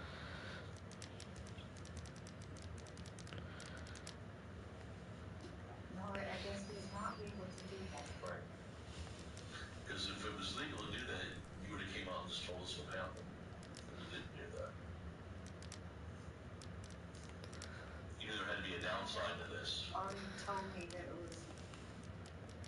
legal to do what we did. I felt I euthanized him and put him on his living. I have nothing else to say. No, I understand. But that's because you saw your dad was suffering. I totally understand that. But if you take that part of it out, the act of just doing that is not lawful. Is what I'm trying to say. This is where we're at. That's why there's the problem. The detectives placed Linda in handcuffs and brought Mary Beth into the room so they could listen to whatever conversation the sisters might have.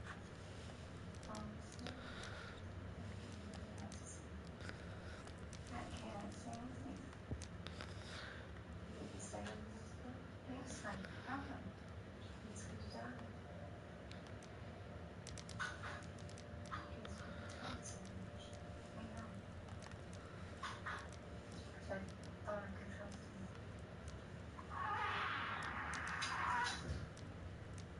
I never recorded it.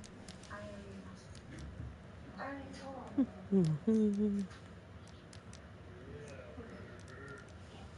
What? Thursday.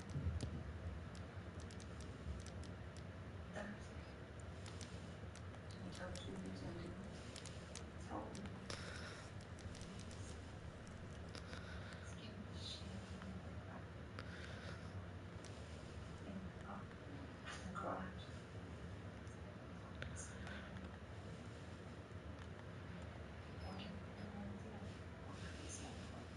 Insisted. Told me.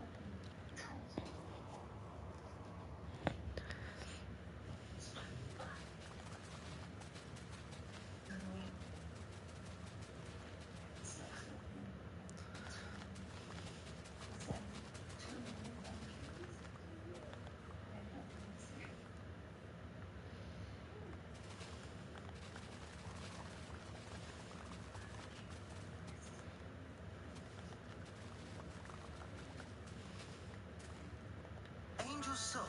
Well, it's gotta be soft. It's gotta be strong. Angel Soft is both. Dude, why is your phone so hot? You know that's not normal. No idea. You know, the battery's been draining like crazy, too. You know...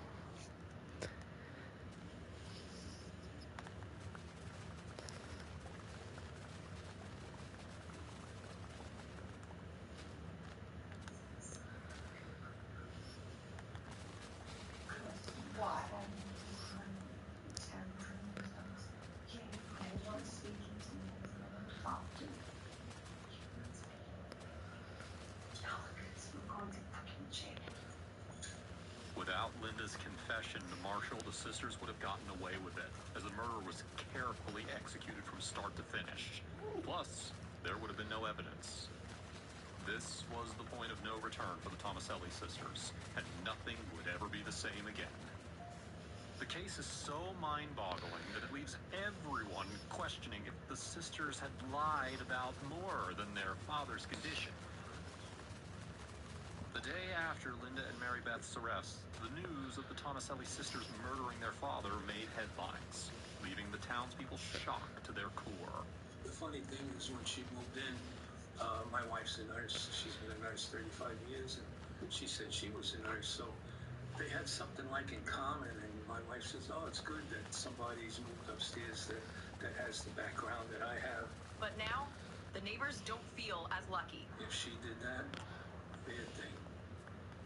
I'm retired. I'm in my 70s myself.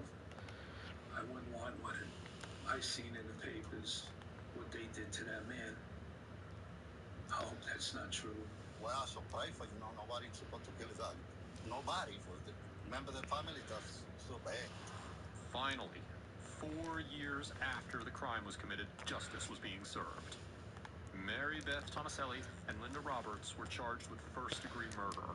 After reaching a plea deal that avoided trial, Linda was sentenced to 20 years in prison. The following year, Mary Beth received a 15-year sentence, a shorter term because she agreed to testify against her sister.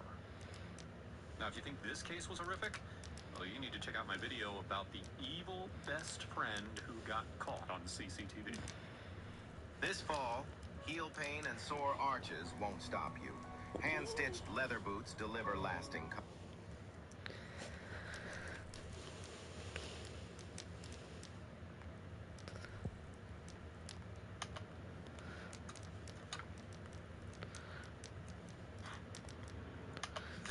is 20-year-old Devon Howard. Devon is sitting in a cold interrogation room alongside his 3 co-accomplices due to their suspected involvement in the brutal shooting and murder of 27-year-old Andrew Janicek. Coincidentally, all 4 claim that they had no involvement in the crime whatsoever, and in fact don't seem to take the situation seriously at all.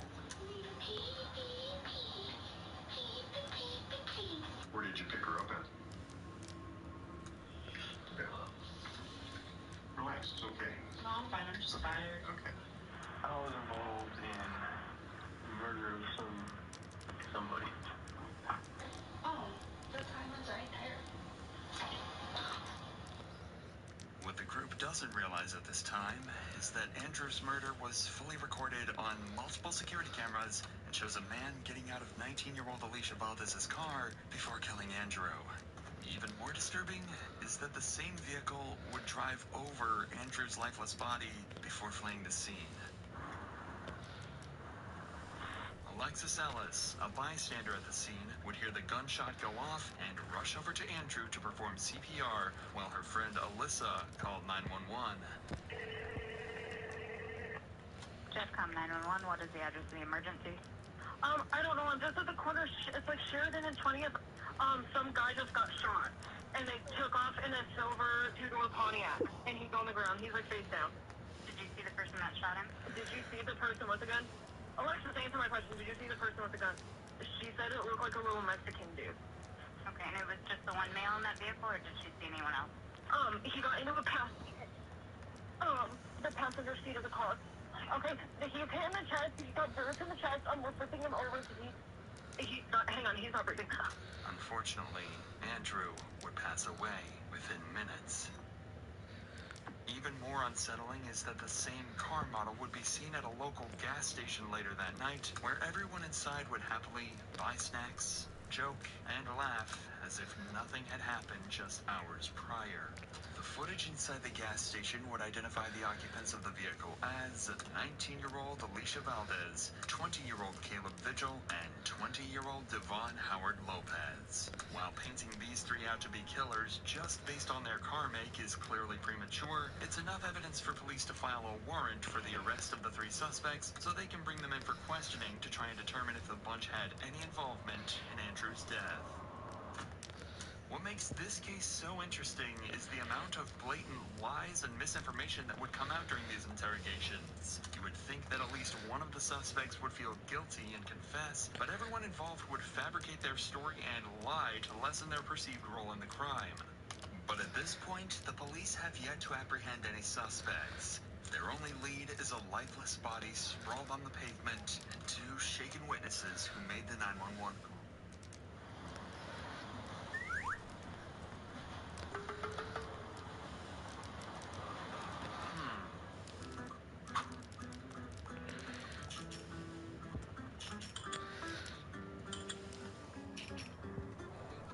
Their only lead is a lifeless body sprawled on the pavement and 2 shaken witnesses who made the 911 call.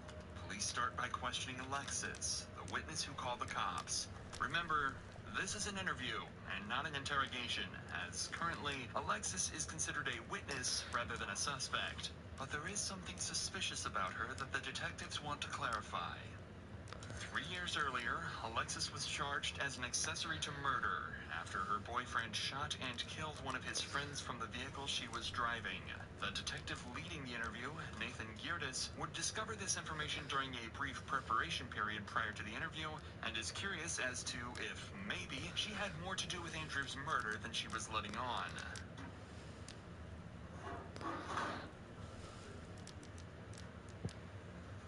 We pulled up, we parked in the back parking lot. My friend got out to go into the dispensary. Sitting on my phone, playing on Facebook, heard the shot, thought it was a firework for a second, so I looked up and saw the victim face down on the floor, and the shooter, there was a silver Pontiac in front of the victim, and the shooter was in front of the car, still kind of standing by the victim's body with the gun pointed at him. And then got back into the Pontiac on the passenger side. They hesitated for a minute on which way they're going to pull off. Looked like they were trying not to hit him. They kind of looked around the parking lot to see if anyone saw it. I was kind of trying to duck as much as possible. I got out of the car. Once I saw that they were gone, ran up to him. I said, "Are you hit?" He said, "Yes, please help me." Called 911.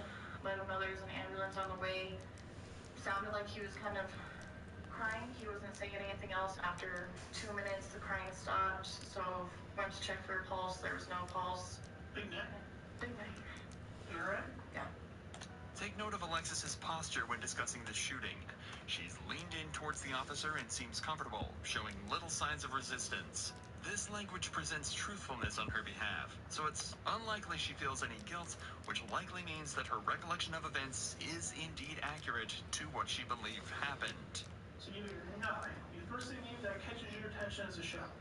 Okay? Are you familiar with guns? That's what I'm on probation for. What's that? I was dating a guy for 3 weeks. He asked for a ride and shot and killed somebody at the King Soopers Orchard in Hilton in 2015. So you heard him get in the lock? Yeah. He was 5 feet in front of me on that one too. Got some tremendous luck. Yeah. Did you get charged? Yeah. Accessory to a crime, F4. How does this make you feel? I don't know. I mean, it was hard. I was glad I was able to react like that because I didn't react like that with my case. At the same time, my PO and everybody's probably gonna shoot my ass for it, but he didn't die alone. He knew somebody was there trying to help him. Just being around it and being around the situation. Oh. Your fault? No. Hello. But Did you know this was gonna go down? No. This interview clearly showcased the responses suspects make when dealing with discomfort. We could visibly see her subtle movement patterns and how they coincided with certain She's supposed to be. I don't know if she is. body language makes sense. She felt uncomfortable while discussing her own criminal history, which is completely reasonable. However, when discussing a crime she had no part in, her demeanor changed significantly, with an open posture and willingness to answer every question. And with this, we should be now more prepared to analyze the interrogation of a less innocent suspect later on in this video. Following this interview, police would continue their hunt to find the whereabouts of the 3 inside the suspected vehicle, and it wouldn't take them long at all. Just a few hours later, at 4 a.m., an officer spotted a vehicle closely resembling the one described by Alexis driving recklessly and pulled it over. It quickly became clear that this was no ordinary traffic stop.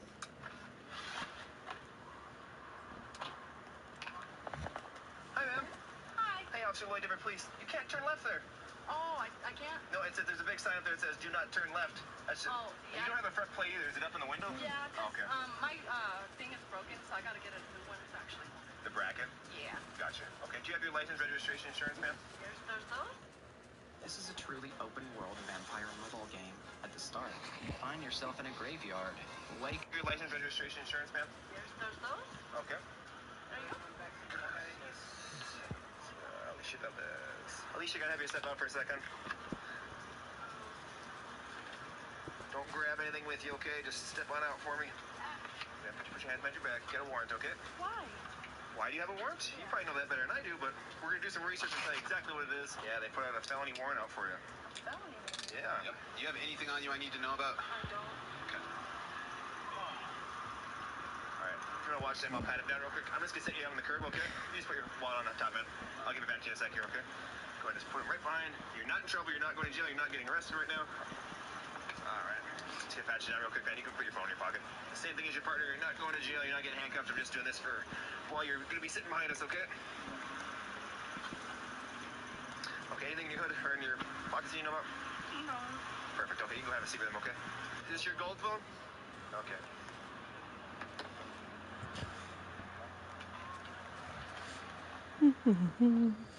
At this very moment, the officer would discover a pistol inside the vehicle. Caleb had just stated there were no guns inside the vehicle just minutes earlier, so the officer quickly places Caleb under arrest so they can safely investigate this increasingly tense situation. Stand up, man. Stand up.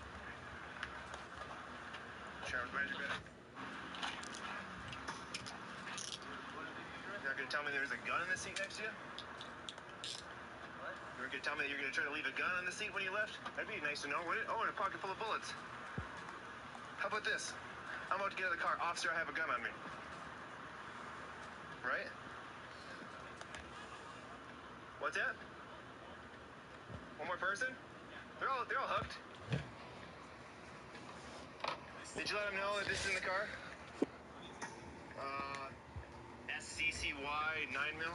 All four would be arrested following the discovery of Caleb's pistol. However, throughout the entire process, Alicia, the owner of the car, would stay eerily optimistic, as if she hadn't yet connected the dots that her arrest was related to Andrew's murder. Just stay right there for a second. See over here on this black shirt.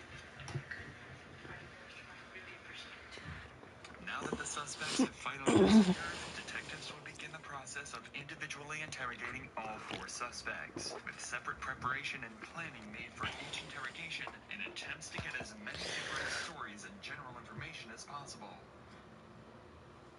They would begin with Alicia Valdez, who was allegedly the driver of the vehicle.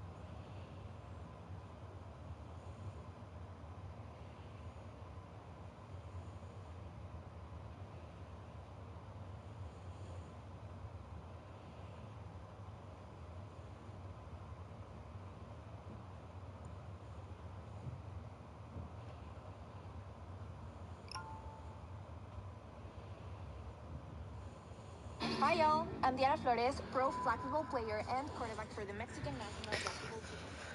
Wearing Under Armour makes me feel pro. Where's your makeup? This impression makes me feel latte. It moves with.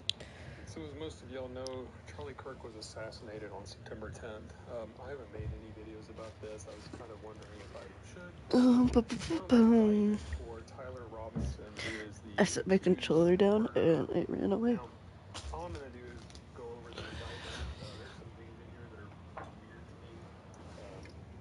things in here that I think attorneys could be charged with, given what they've alleged in this indictment. And so I'm just going to go through it, and let's see what it says. So anyways, let's just jump right into it. So this was the state of Utah versus Tyler James Robinson. Of course, this happened at the Oh. It fell all the way. There we go. Alrighty, with that, guys, I'm gonna go for a bit. Thank y'all for watching. If you watched, leave a like, comment, and subscribe for more in the future. And I will be back in a little bit. See y'all later. Bye.